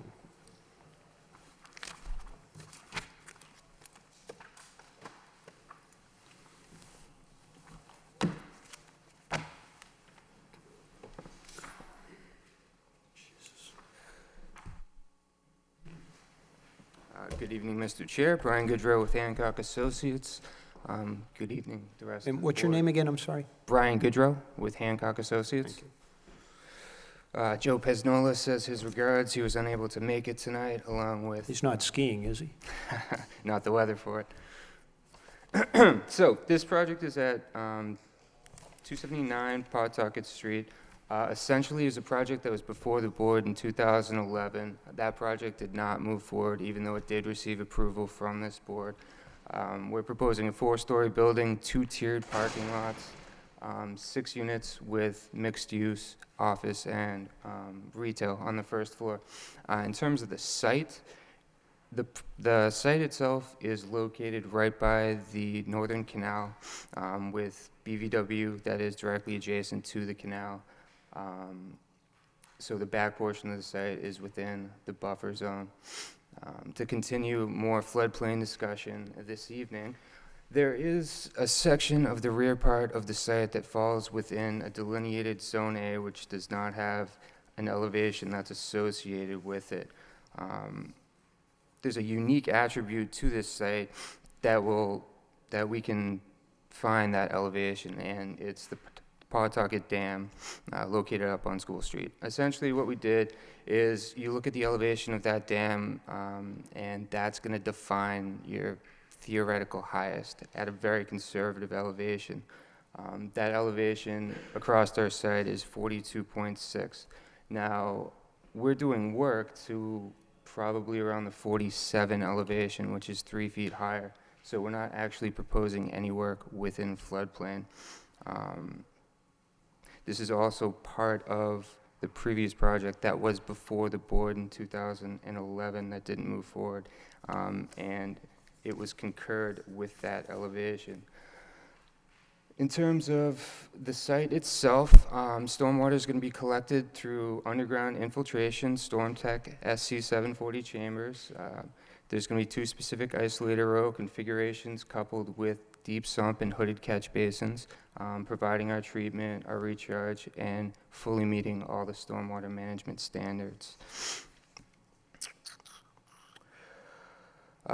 In terms of construction practices, it's a small site, but it's set up in such a manner that typical construction period controls should be sufficient to protect the resources. We're proposing construction entrance at the entrance of Fall Street and then straw wattles along the back. The entire site is sloped towards the canal. So that, coupled with proper phasing of constructing the building, underground infiltration system, and parking lots, should be able to adequately control runoff during those periods. With that said, I'd like to answer any questions.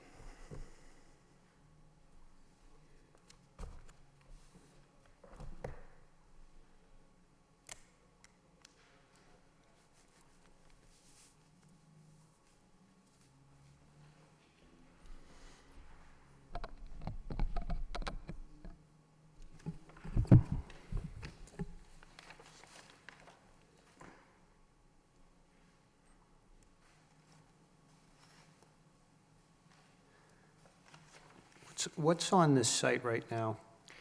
It's currently a vacant site. It used to be an abandoned building that was taken down prior to this project. I believe it was taken down after approval from the old one. It just never moved forward. All right, so they, and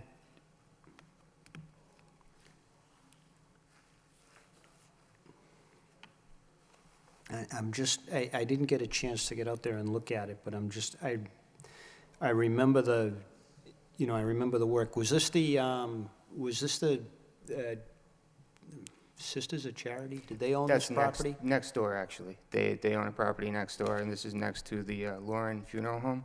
So there was an abandoned building or vacant building right in between for a number of years, and that building's no longer there. All right, who took this building down? Was it the city, or was that? I don't know. I'm not sure who took it down.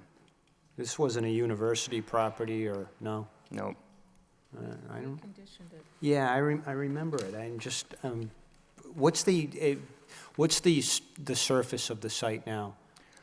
It's sand, cobbled. You have a gravel driveway, which is Fall Street right here. It's paved about a third of the way down in very, terrible pavement condition.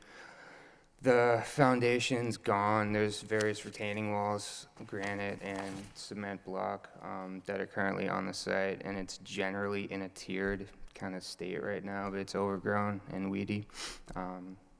Test puts, we did testing for the underground infiltration system, sandy soils, and groundwater's 10 plus feet. Yeah, I was going to ask you what your groundwater was, Yeah. but, and If you given the high nature and the steep slope that this, I can't imagine that it was at or near the surface. Yeah, it wasn't. Yeah. If you look at the top of the wall elevation of the actual canal, that's down at 37. We're proposing work 10 feet above What's that. what's the depth of your subterranean or your underground So we have a catch infiltrator? basin that inlets directly into the system, so 3.5 feet down is going to put us into the manifold system. So below that. And you're saying the groundwater is 10 plus feet? Okay, so you're well over 2 feet Well on the over 4. basement, okay, all right. There's a cross-section on sheet 7, I believe, that would call out those elevations. Which we don't have. Oh, 6. 6? Thank you. Yeah, on the left-hand side. So the bottom of the system's at 41.9, and we dug down to 34.5 and did not encounter any groundwater. Now, the entire, under your stormwater, but under your details that you're providing in the map, the entire site is going to be through catch basins into this infiltrator? Correct. None of it's going to end up in the city system at all? At all. Okay, and this is going to recharge back into the thing, and you're going to be able to handle the 100-year event?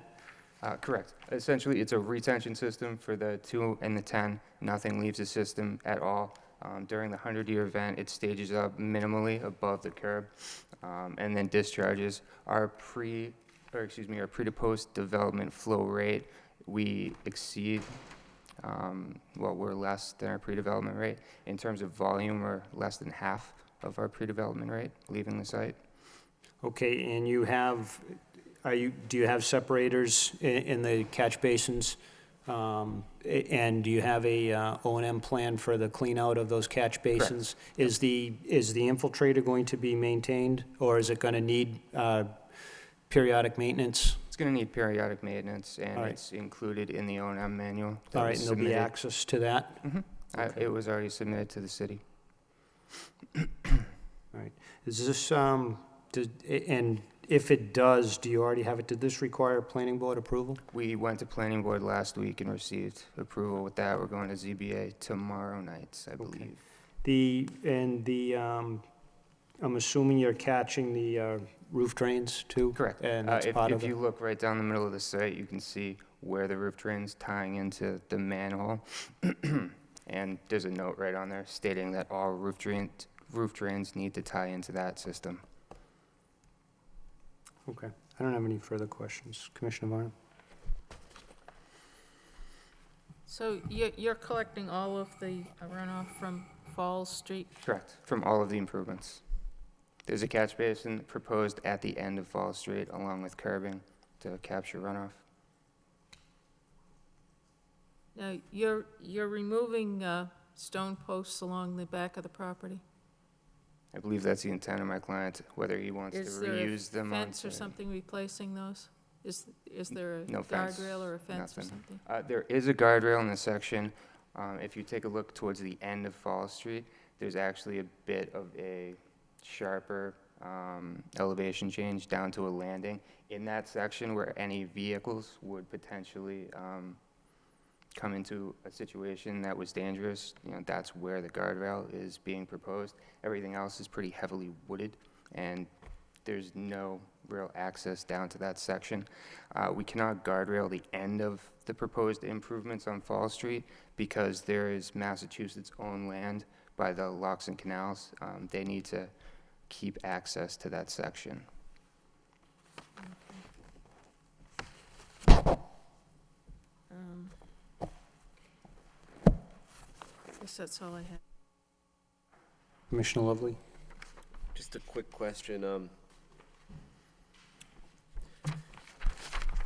first, let me just say once again, you guys have done a thorough job in, with the application and the response to the comments provided by the city, so thank you for that. But I did have one question that I was hoping you could clarify. The project proponent, if I read this, its project consists of construction of a new 4-story mixed-use building that will feature 2 commercial units and 6 residential units. Are these all going to be rented units? So our project proponent, if you don't know Ken Kaiser, he owns properties all around UMass. He rents primarily to students, and he is planning on occupying this building. He actually gets the first right office in the front, and then he's going to have student housing above that. So. Okay, so he's the one that would be maintaining. Correct. The stormwater systems? Correct. Okay, I just wanted to clarify that. That's all I had, no further questions, thank you. Commissioner Beardron? Do we have to worry about, riverfront No. here? And then did you flag the wetlands? Or how'd you get your, 50-foot? We had flags from 2011, so we used our original survey. Okay. From the project that didn't move forward. Gotcha. Those are Okay. the flags and the location of the wetland line from that, So everything's just in the buffer zone? basically. Yep. Yeah, I have no further questions.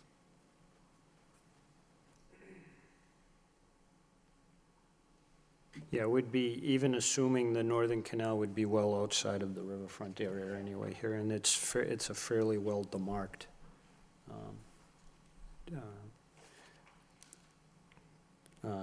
line too. Swati, anything further from the thing? Okay, is there anyone here who would like to offer their comments or concerns either for or against this project? Is there anyone here who would like to offer their comments or concerns either for or against? Is there anyone here who would like to offer their comments or concerns either for or against? Okay, hearing none, do I have a motion to close the public hearing? I'll make a motion to close the public hearing. By Commissioner Bearden, seconded by Commissioner Lovely. Any discussion? All in favor signify by saying aye. Aye. Opposed? The ayes have it. All right, do I have a motion? I'll offer a motion to approve this project and issue a standard Lowell order of conditions. Do I have a second? Second? By Commissioner Bearden, motion by Commissioner Lovely. Any further discussion? All in favor signify by saying aye. Commissioner Aye. Varnum? Chair is yes. Commissioner Lovely? Aye. Commissioner Bearden? Aye. Thank you very much. Thank you. Thank you.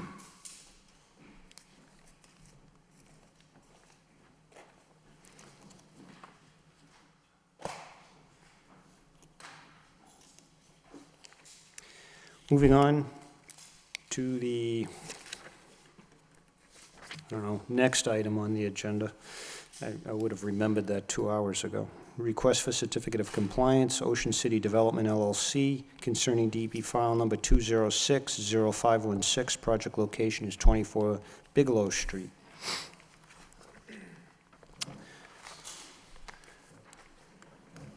This one sort of got lost in translation somewhere along the way. It's been a few years since we've seen Bigelow Street. Bill Mandel with Ocean City Development. We had purchased the property at 24 Bigelow Street. Unknown, there was an order of condition that was never recorded, so when we purchased the property, it was unknown to us. It wasn't known to us until we went to go sell the property, and it was discovered. So right now, we're in the process of trying to satisfy that condition. At the present moment, our engineer has submitted to you the plan showing that the condition, which required a replication of the wetlands, has been in fact been done in compliance with the order. And I guess right now all we need to satisfy the condition completely is a full survey of the property, which will not be ready till probably about next week.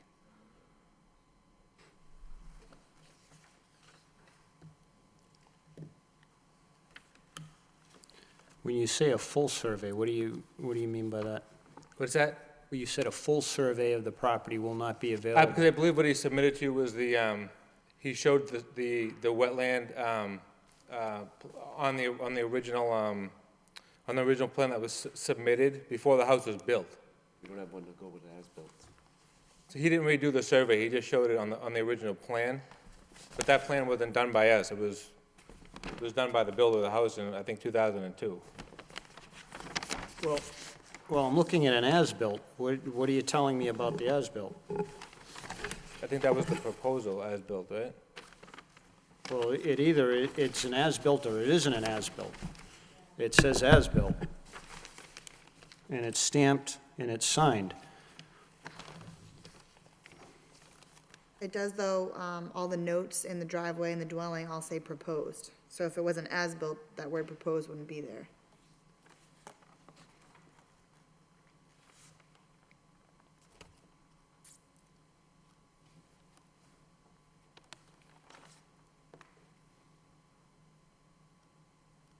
All right, so okay, so what you're saying is that you're going to provide an updated as-built? Correct. Okay, all Yeah. right, so this isn't ripe then for a COC.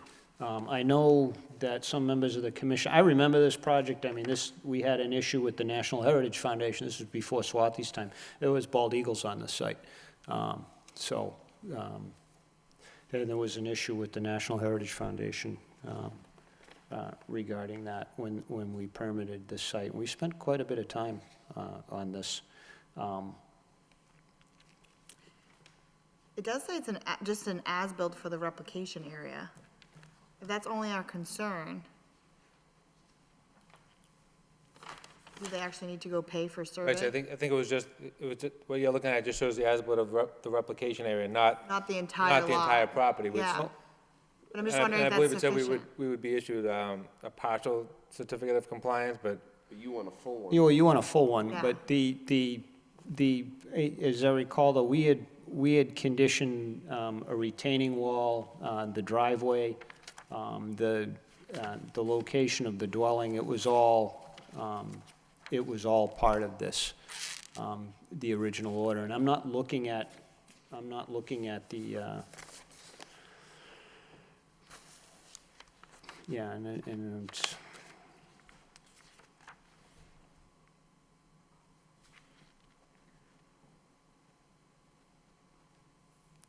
yeah, so,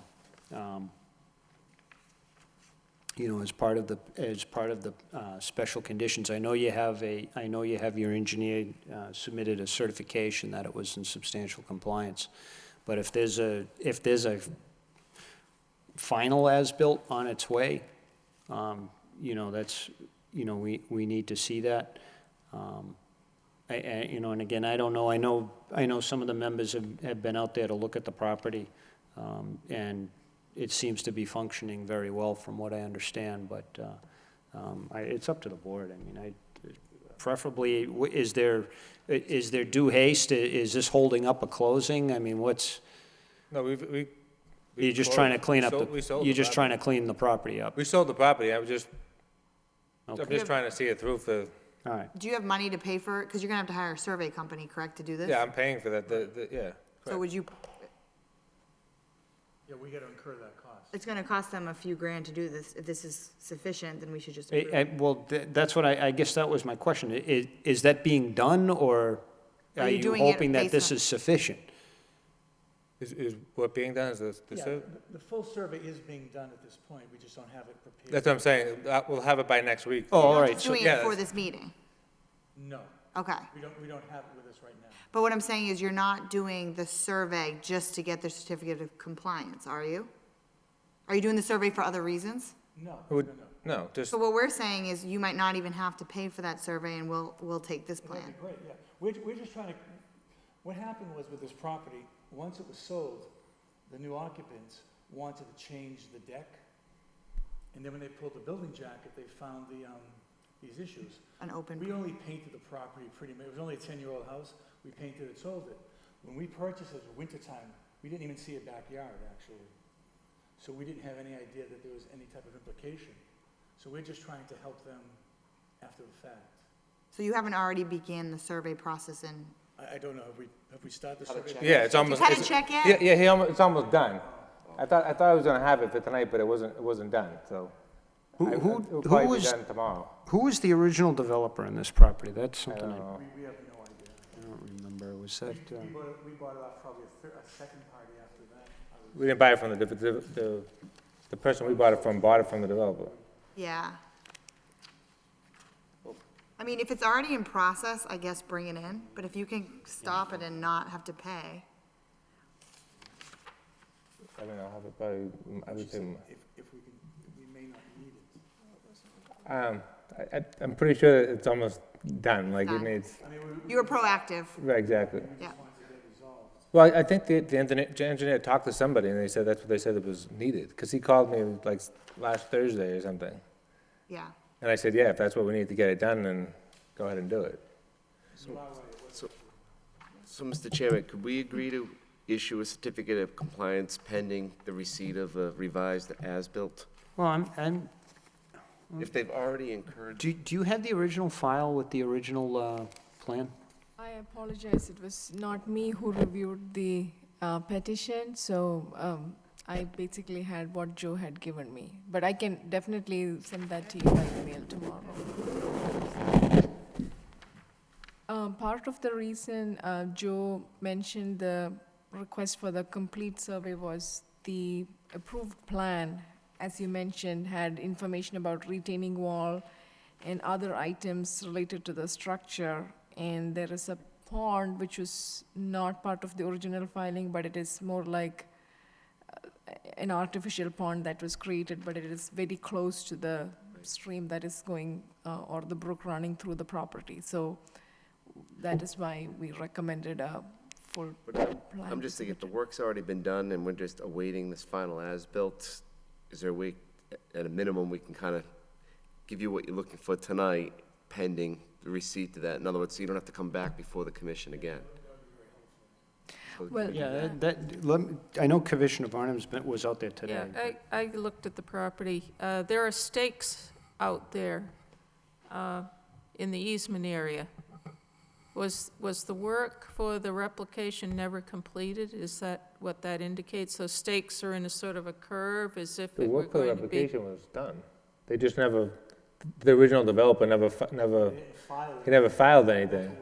And so when we purchased the property, and there was nothing on record about this condition, so we had no idea about it. But from our understanding was that they just needed to make sure that the replication was done correctly, and that's what the engineer went out to do. Well, are those new stakes from the new survey? What she's talking about is there's stakes that are on the ground with pink flags? They just went out there like a month ago. So Yeah, those but new stakes are probably from They're the not new the, survey? that was, and that's the only thing we thought we needed, and that's what they did the as-is. Yeah. And then they came back and said they wanted the whole survey. But what do those stakes indicate? They're in a curve. They're not a straight line like a property line or... The stakes, what are the It stakes looked to indicate? me like that was where the compensation area was supposed to be created, and it hadn't been yet, perhaps, or something. I gotta be honest with you, I can't answer that. Yeah, you know, survey companies, they put I can't make sense sometimes what they do. So it's all just kind of based on where they're getting their levels and angles from. So they could, yeah. Yeah, I mean, sometimes they put a stake, 20 feet away from something they're trying to mark because they can't get there. So it's just a reference point. I'm almost inclined at 10, more than 10 years later to, the site seems to be functioning. I'm almost inclined not to go in there and do work if that's the case. I don't know what this survey is going to show, whether the area that was replicated was the proper size or what. Yeah, I mean, I suppose the new buyers are they're only gonna make some adjustment or some enhancement to exactly what's there. So, I mean, they're not gonna touch the site. I don't know how much we can add on it because we know very little about the property or this aspect of it. Wait, so this plan is new. It's May 7, 2014.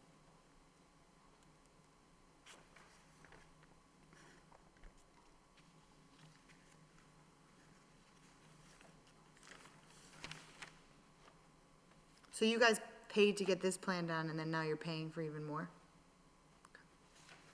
And that's what we told we had to do.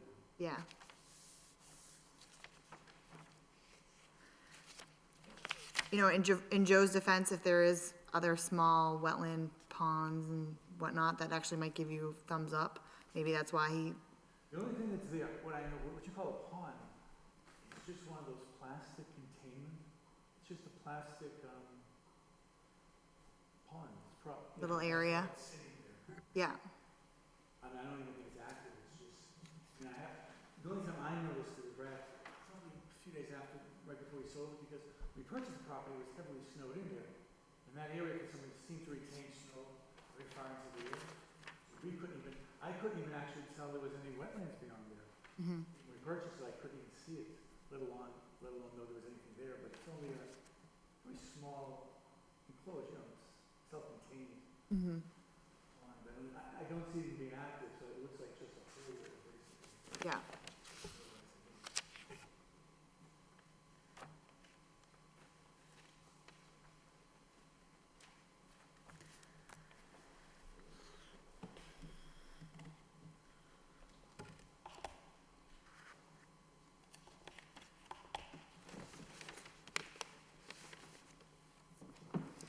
Yeah, I mean, this is one of those strange situations where the order of conditions was never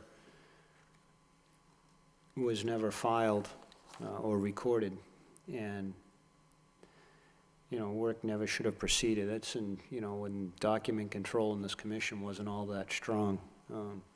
How does that work if they don't have a, Well, it's null and void.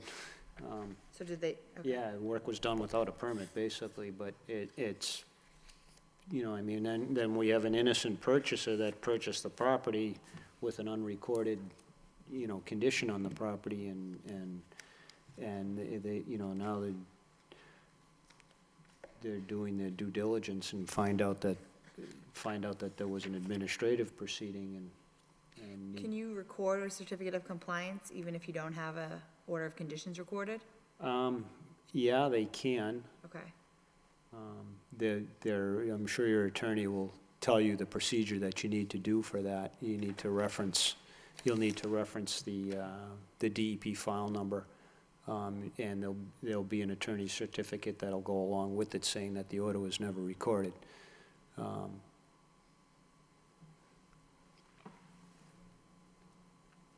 And what's the pleasure of the board? I mean, it sounds to me like the replication area is more than sufficient, and that it appears to be functioning.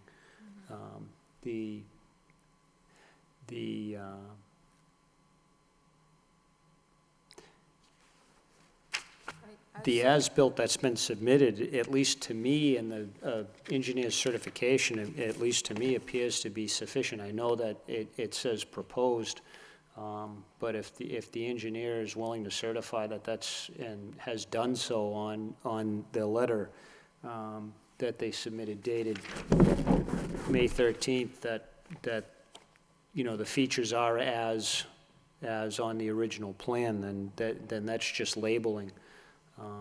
And we can take this as a substantive plan, so, whatever the commission's, if they don't have to expend thousands of dollars to get a final, properly worded as-built plan, I mean, I'm satisfied at least that this is sufficient, so, without any further information being provided.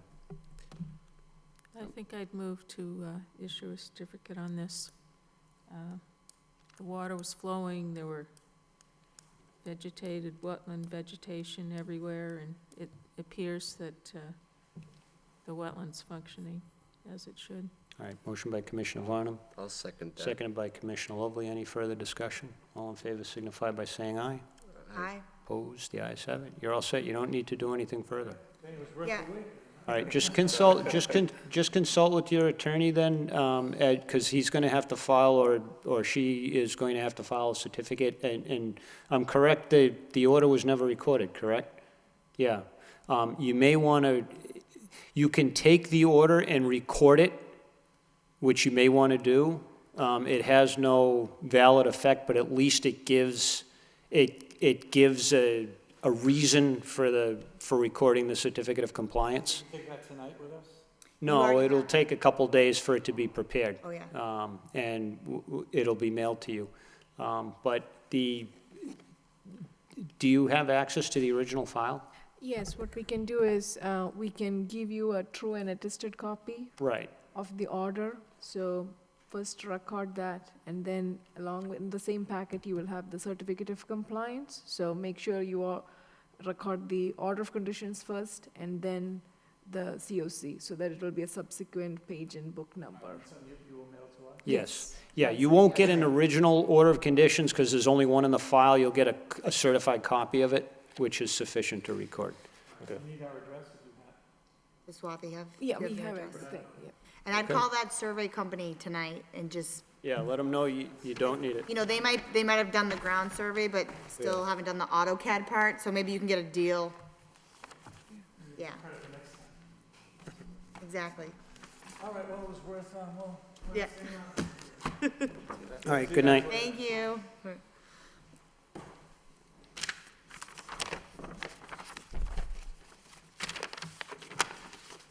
Surely having.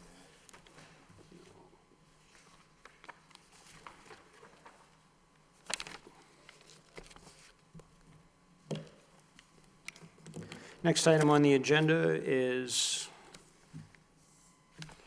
enforcement order continued from any prior hearings. Paul Mercia concerning DEP file number 2060701. Violation location is 51 and 57 Shirley Avenue. Construction of a single-family residence within a bordering land subject to flooding. I believe we had an email from Mr. Erickson indicating that, and someone was out on the site to shore up some of the plantings that were done. Yes, and If you could fill us in, Swati. yeah, he didn't have any communication from the property owner, but the landscape company Mr. Mercier had hired informed Mr. Erickson that the rest of the planting, or at least some of the pending planting, will be done this Friday, and that he was, recommending that he include some water bags with slow release of water. And Mr. Erickson was, he himself was at the site, and he believed the trees are doing okay in his terms. So the office, our Development Services Office, wanted some direction from the commission with regard to, because at the last meeting, the commission was basically asking the applicant to not proceed with any further planting until some discussion happened with regard to how the vegetation management will be in effect once they plant. So do we ask them not to plant this Friday, or do we ask for additional measures in addition to the planting? Because I believe once the planting is done, they might be submitting a request for releasing the bond amount. So.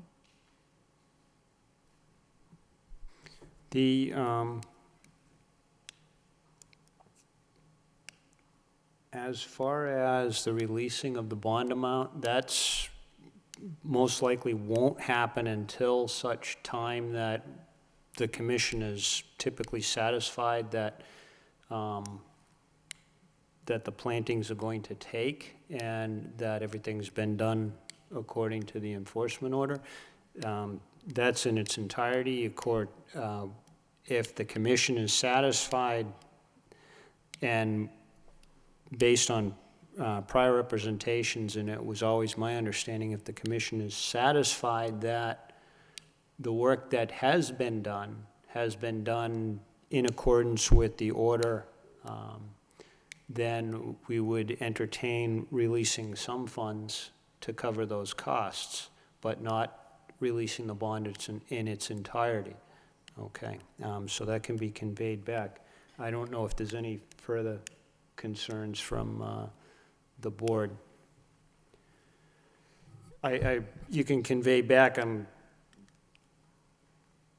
not going to say I'm pleased, but I'm at least satisfied that at least Mr. Erickson has been communicating with the board, even though, I mean, that's what got Mr. Mercier into trouble, and just completely ignoring us, so. Can we hold the bond for at least one growing season? Well, yeah, I mean, that's what, the way I was looking at it, and I think this was in its representation, was, and it would track along with the same standards that we would use for issuing a certificate of compliance, and that you wait for a full growing season. Also, shouldn't we have like a 1-year warranty for the trees and whatnot? Usually a tree takes about a year to figure out if it's gonna live or not. Yeah. So, are we allowed to hold the bond for a year? Well, we're allowed to hold the bond until we're satisfied that what we've ordered is taking place, so sure. Maybe something we relay back is at least one growing season, if not, a year, to ensure the life of the tree. But in the same token, I'm not against releasing some of it to cover some of the costs either, okay? We can let him know that he may proceed with the pending planting? Yeah, yes, I think Commissioner Varnum has something. Did he say how many trees he was expecting? No, he just said the rest of the trees, so I wanted to have a discussion with the commission before I communicated back, asking. I think the trees that have been planted are well spaced, but of course the middle of the lot where the house was going, it has room for some trees, but I'm not sure you could put trees in between the trees that are already planted, in other words. Yeah, we do have a plan, a restoration plan, which I they had submitted a while ago. Yeah, I remember seeing that. Yeah. but I also remember the number 20 somehow, and there's only Yes. 7 out there now, new trees, Yes. and I'm not sure where 13 more would go. We can recommend something like a spacing of at least 15 to 20 feet between each tree, existing and what will be planted, Yeah, as a guideline. okay. I think the water bags would be a great idea. We've been lucky so far in that it's rained quite a bit lately, but, smoothing out that lot would be a great idea too. I'm concerned about the amount of that bamboo plant that's come in there. It seems to be more than was there before, perhaps. Its seeds got spread around by the disruption. I don't know whether that could be mowed. Is there ongoing maintenance proposed?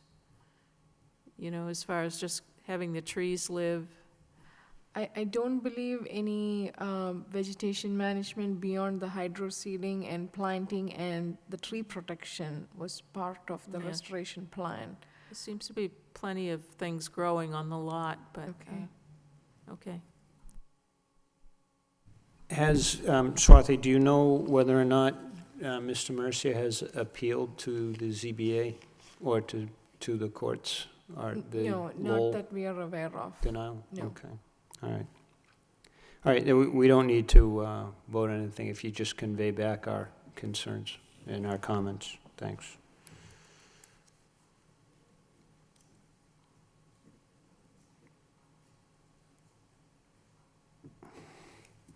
All right, moving on to other business. Oh, we can get through this quickly. I know the folks are here. 50 Stedman Street concerning DB file number 2060639, discussion of restoration work within the wetland buffer.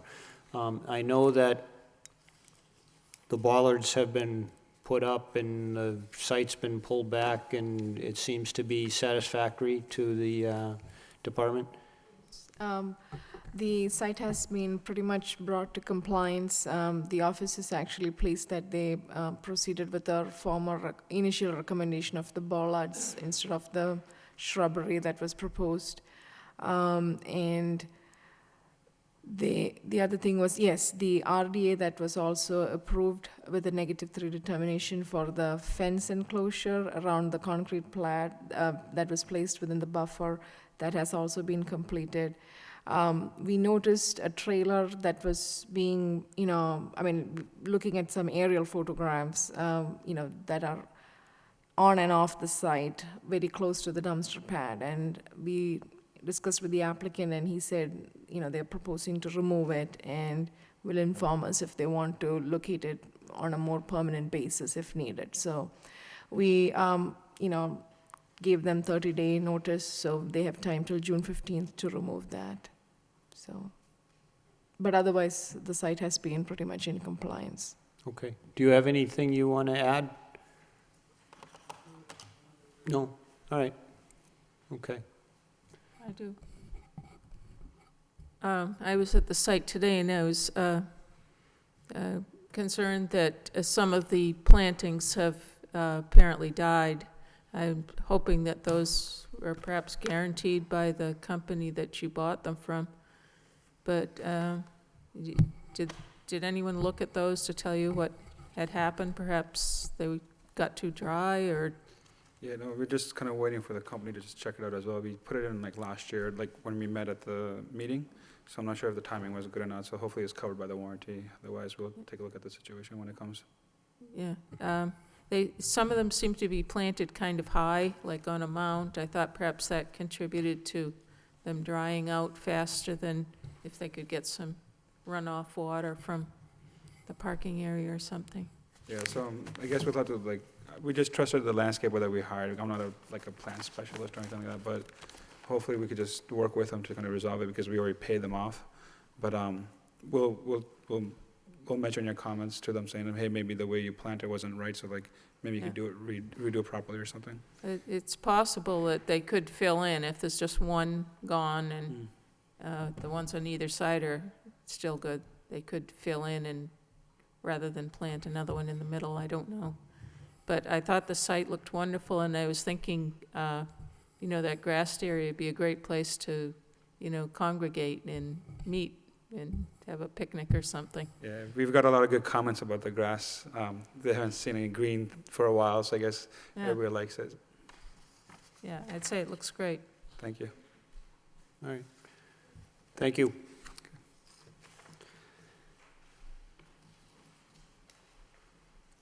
Next item in other business, 72.1 Fowler Road, and this is Mill City Grows, discussion of community farming use on the property. Thank you. I'm Lydia Sisson from Mill City Grows, and I hope you guys got my quick letter just updating you on the progress. It's been quite a fun adventure of poison ivy, woodchucks, and clearing a lot of great invasive species. But so far, we did actually clear the entire site and have it tilled, and we're planting cover crops to try and work on weed mitigation, and we're only doing production farming on half an acre this year. You know, what we wanted to come and talk to you guys about is the building of a couple of outbuildings, a shed just for storage primarily, and a wash station, and also bringing a porta potty to the site, which would be really, really helpful for our staff. So I'm happy to answer any questions. I did provide a map. Did you guys get all of this? I have copies if you need them. Oh, you have? Yeah, we got them. Okay, great. But so far, so good. I mean, it's been a really wonderful, I'm so impressed by the land. Although it's really sandy, it holds water really well. We haven't gotten water put in yet, but the water department's working with us to install a line. Things are growing really well. Weeds are growing really well. I told Commissioner Zacher poison ivy is growing really well. But we're working on really trying to control that this year. So far, neighbors have been great, and we are trying to set up a meeting with them in the next few weeks. Okay, you need to be able to train your woodchucks just to eat the poison ivy. I know. I just saw a posting on a farm blog today about hiring goats for like small periods of time to clear poison ivy. Apparently that works. I'm sure that wouldn't go over very well. But if you have any questions about the structures, and also I know Commissioner Varnum's been out to the site, but if anyone would like to come see the site, we're always happy to bring you out on a tour. Now the tool shed it's just going to be a small 10 by 10. I'm assuming you're going to put it on cinder blocks or something like that? Exactly. Yeah. Exactly. Okay. And wood frame? Yep. You're going to build it on site, or? Yes. Okay. For a 10 by 10, yeah, I think we need to. Okay. We've had some really great success working with Youth Build before. They've built numerous sheds for our community garden, so we'll talk with them first, but we also could just buy something prefab and construct it there. But yeah, 10 by 10 on cinder blocks for pretty much everything is what we're thinking. And I'm assuming your wash shed, it's going to be just like a roof type thing? Just a roof. Okay. And with you're gonna 4x4s. 4x4s into the ground or in sonotubes or something like that? Exactly. Okay. All right. Exactly. And the porta potty is removed every year. At How's the the end of access to the porta potty? How are you going to do that? that we need to check with the company. It's a gate with a lock, and so what I will try and do is get it so that they come while we're there, and it's a scheduled maintenance once a month or whatever their schedule is. Otherwise, I'm going to speak with the property owners at Farley White to see if we could do it on their side, which is the non-locked side. Also, depending on the company, they could have a key to go in and. But thus far, we have just the fence side on the 1001 Pawtucket Boulevard, and that has the gate. When we met with Swathi, she thought that it would be a good idea to fence in for predation and with deer and stuff like that, the whole property. We're getting some quotes on that too, but once we get quotes, that's when I'll bring that back up to you guys, as well as neighbor input. Now, I don't know if there's a regulation on this, but I know if I lived out there, I wouldn't want to be looking at a 8-foot-tall blue porta johny. Is there any way to put a privy fence around it or a couple of arborvitaes or something like that and still have access to it? There is, in fact, one thing we were also thinking around that is just to get some of that more temporary fencing that you can actually just put stakes in the ground. It's just like a view block, so we can happily do that. Yeah, and you'd only need to do it probably on two sides, right? Exactly, yeah. Okay.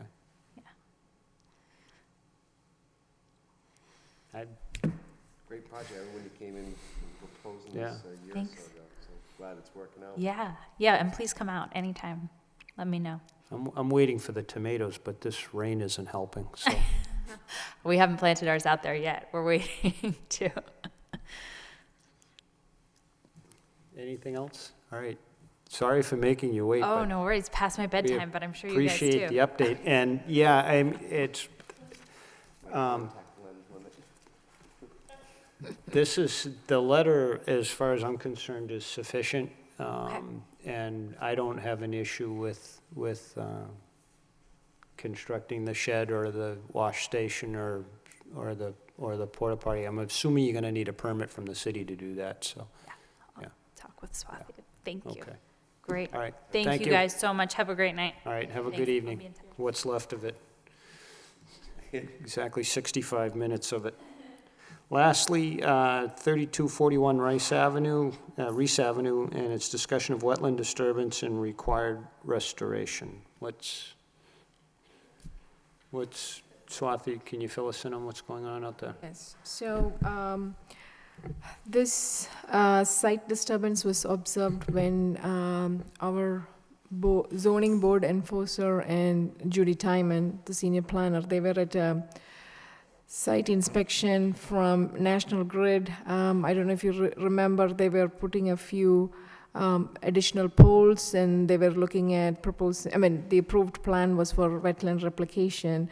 So this was one, they were looking at all these mats being placed over wetland for accessing some of these areas. So the parking was, at this site, and it was, clearly observable from the parking lot that a lot of sand has been displaced into the wetlands directly. So it is critical because it's not even the buffer zone. And we checked a little bit into the, with the engineering department when the property assumed the current ownership, if any paving permit was, procured from the city for the paving project, and they couldn't locate anything. So right now there is no buffer, protective buffer between the wetland boundary and the parking lot edge. And quite an amount of sand has been displaced from what we could presume is remnants of snow being piled into that That's what it area. looked like to me. Yeah. It looked like, the sanding of the parking area that, and the stockpiling of snow, and then it Yes. just washes out into the. Yes. But I agree with you, it's a lot. Yeah, this is a site that is extensively large, so it's not like a small site where snow storage is an issue. There are better places to do that. So, in addition to a cleanup, we are looking at some proactive measures to be in place so that this doesn't happen again.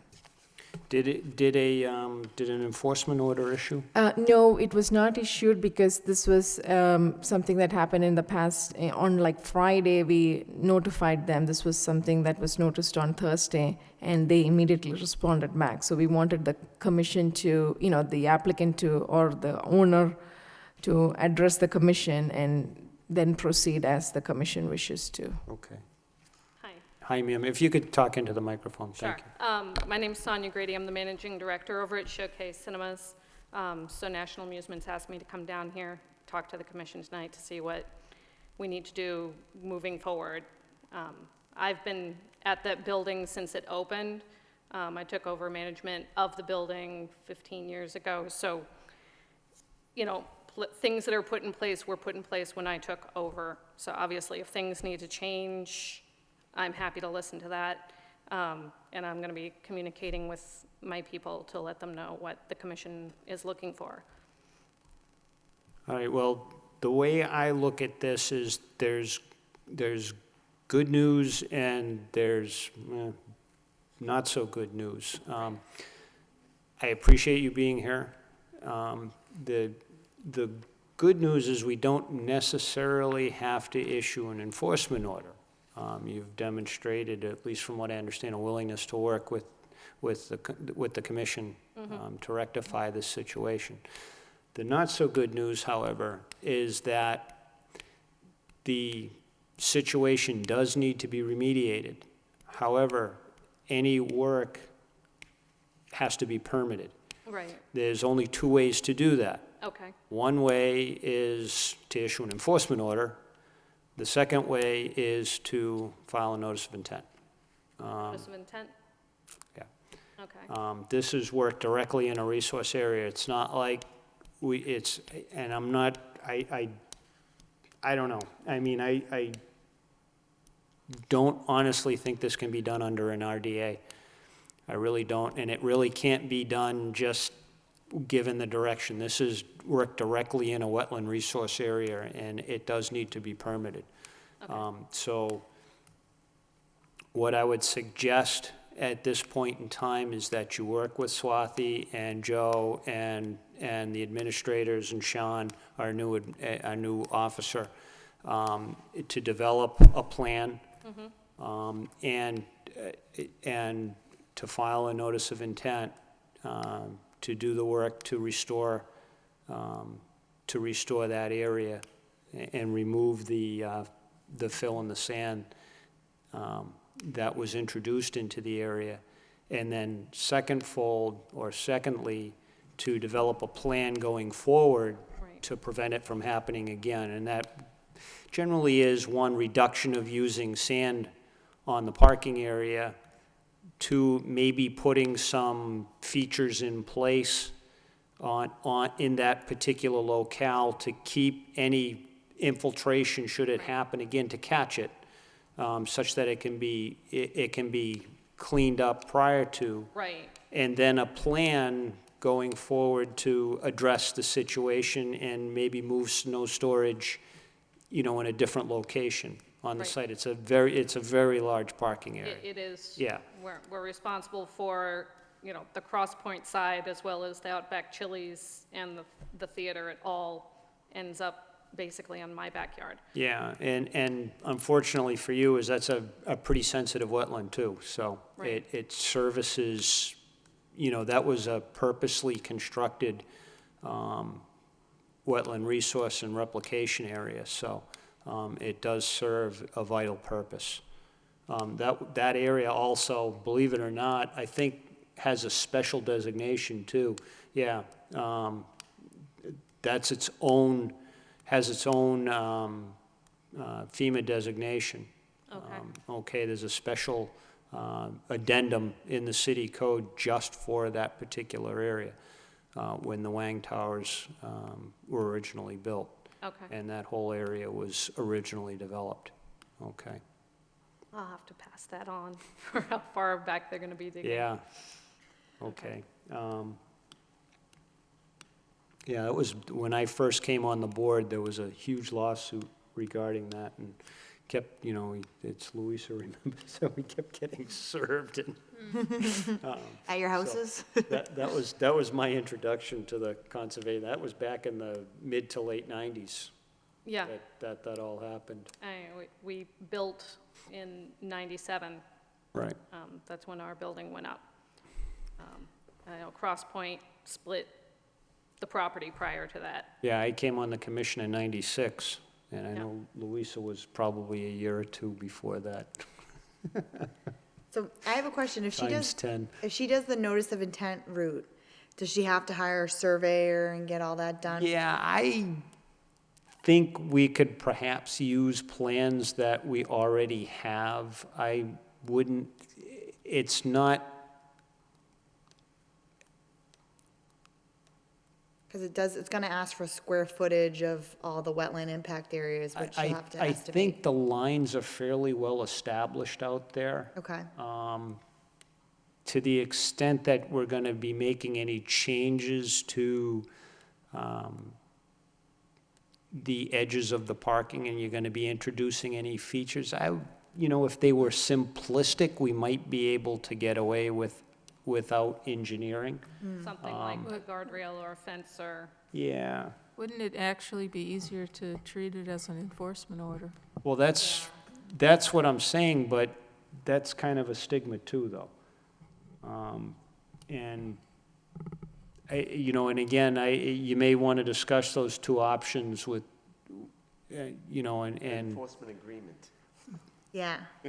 but even an enforcement order ultimately needs an NOI filing if you're going to be doing extensive work in a wetland resource area. I guess if we can just say that maybe we'll allow her to use approximate lines, maybe waive the flat wetland flagging? Well, I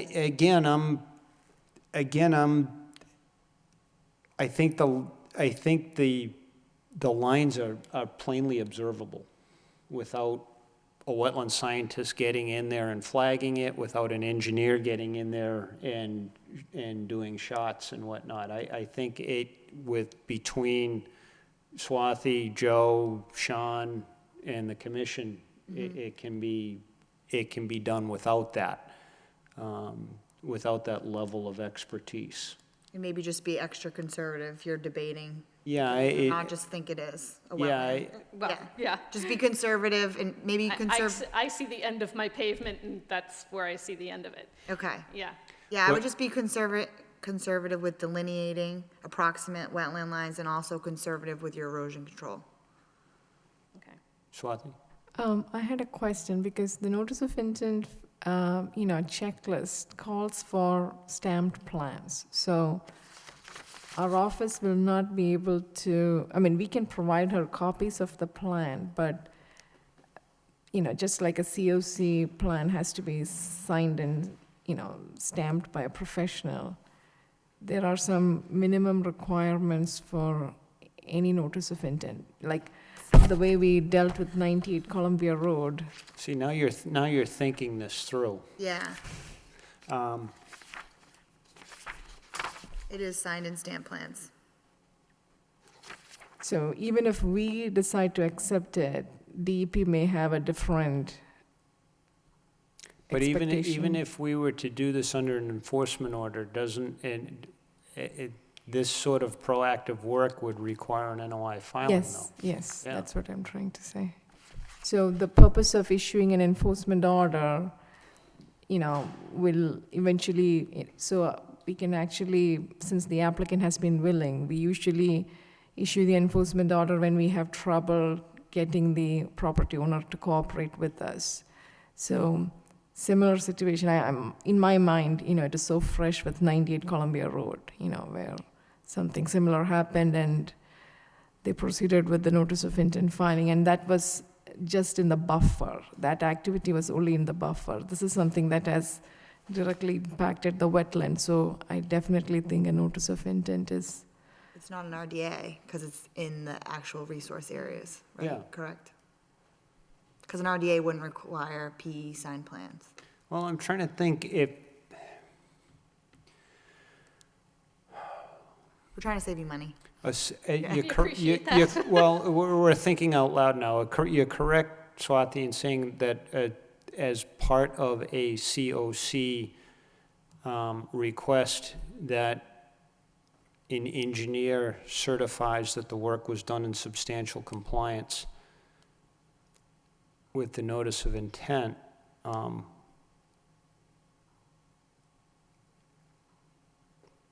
I'd have to double check. Is that an absolute requirement? I'd have to double check on that. Yeah, it is. It is? Yeah. I mean, we wouldn't, well, I'm trying to think. It's late. Yeah, I mean, We have a list of wetland scientists and engineers that we could suggest, provide the list to.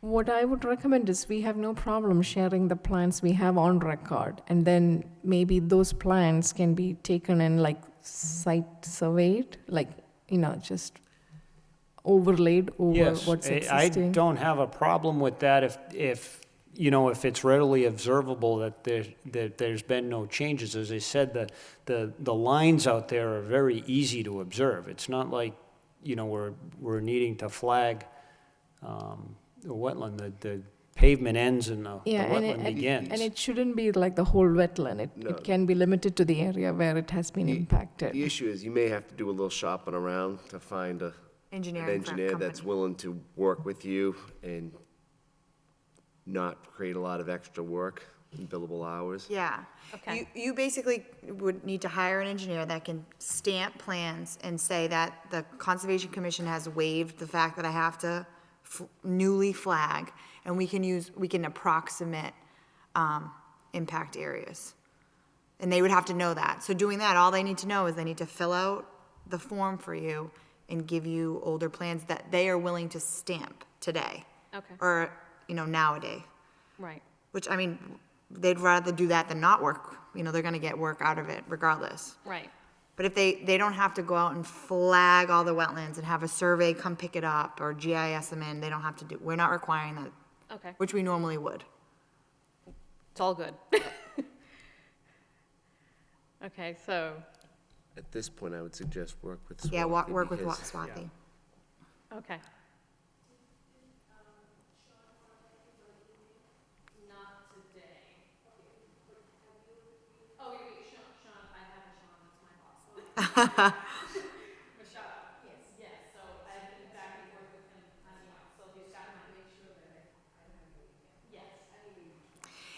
And this would be a time too to think about the property, if there was anything you ever wanted to do, like a guardrail or Right. just any restoration, anything, this would be a good time to include it in the notice of intent. I'm sure they're not gonna want to. Yeah. Thank you. All right, thank you very much. That's it. Thank you for coming in. I don't see anything else, so I'll entertain a motion to,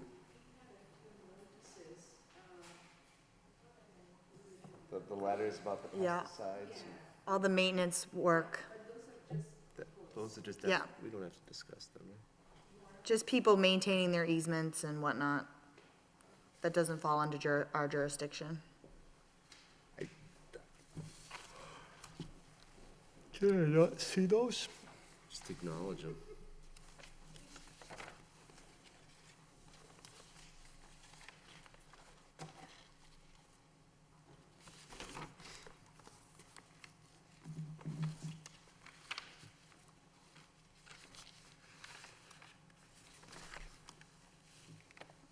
There's 4 of them, right, Swathi?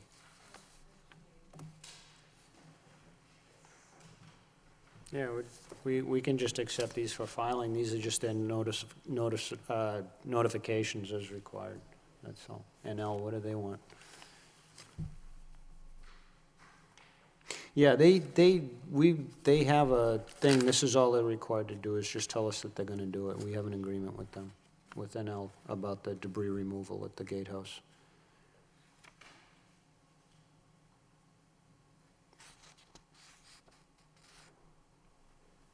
All right, okay. Do I motion to adjourn? We have a couple things to sign before we go, but by Commissioner Varnum, seconded by Commissioner Pietron, with a smile. All in favor signify by saying aye. Opposed? The ayes have it. Good night.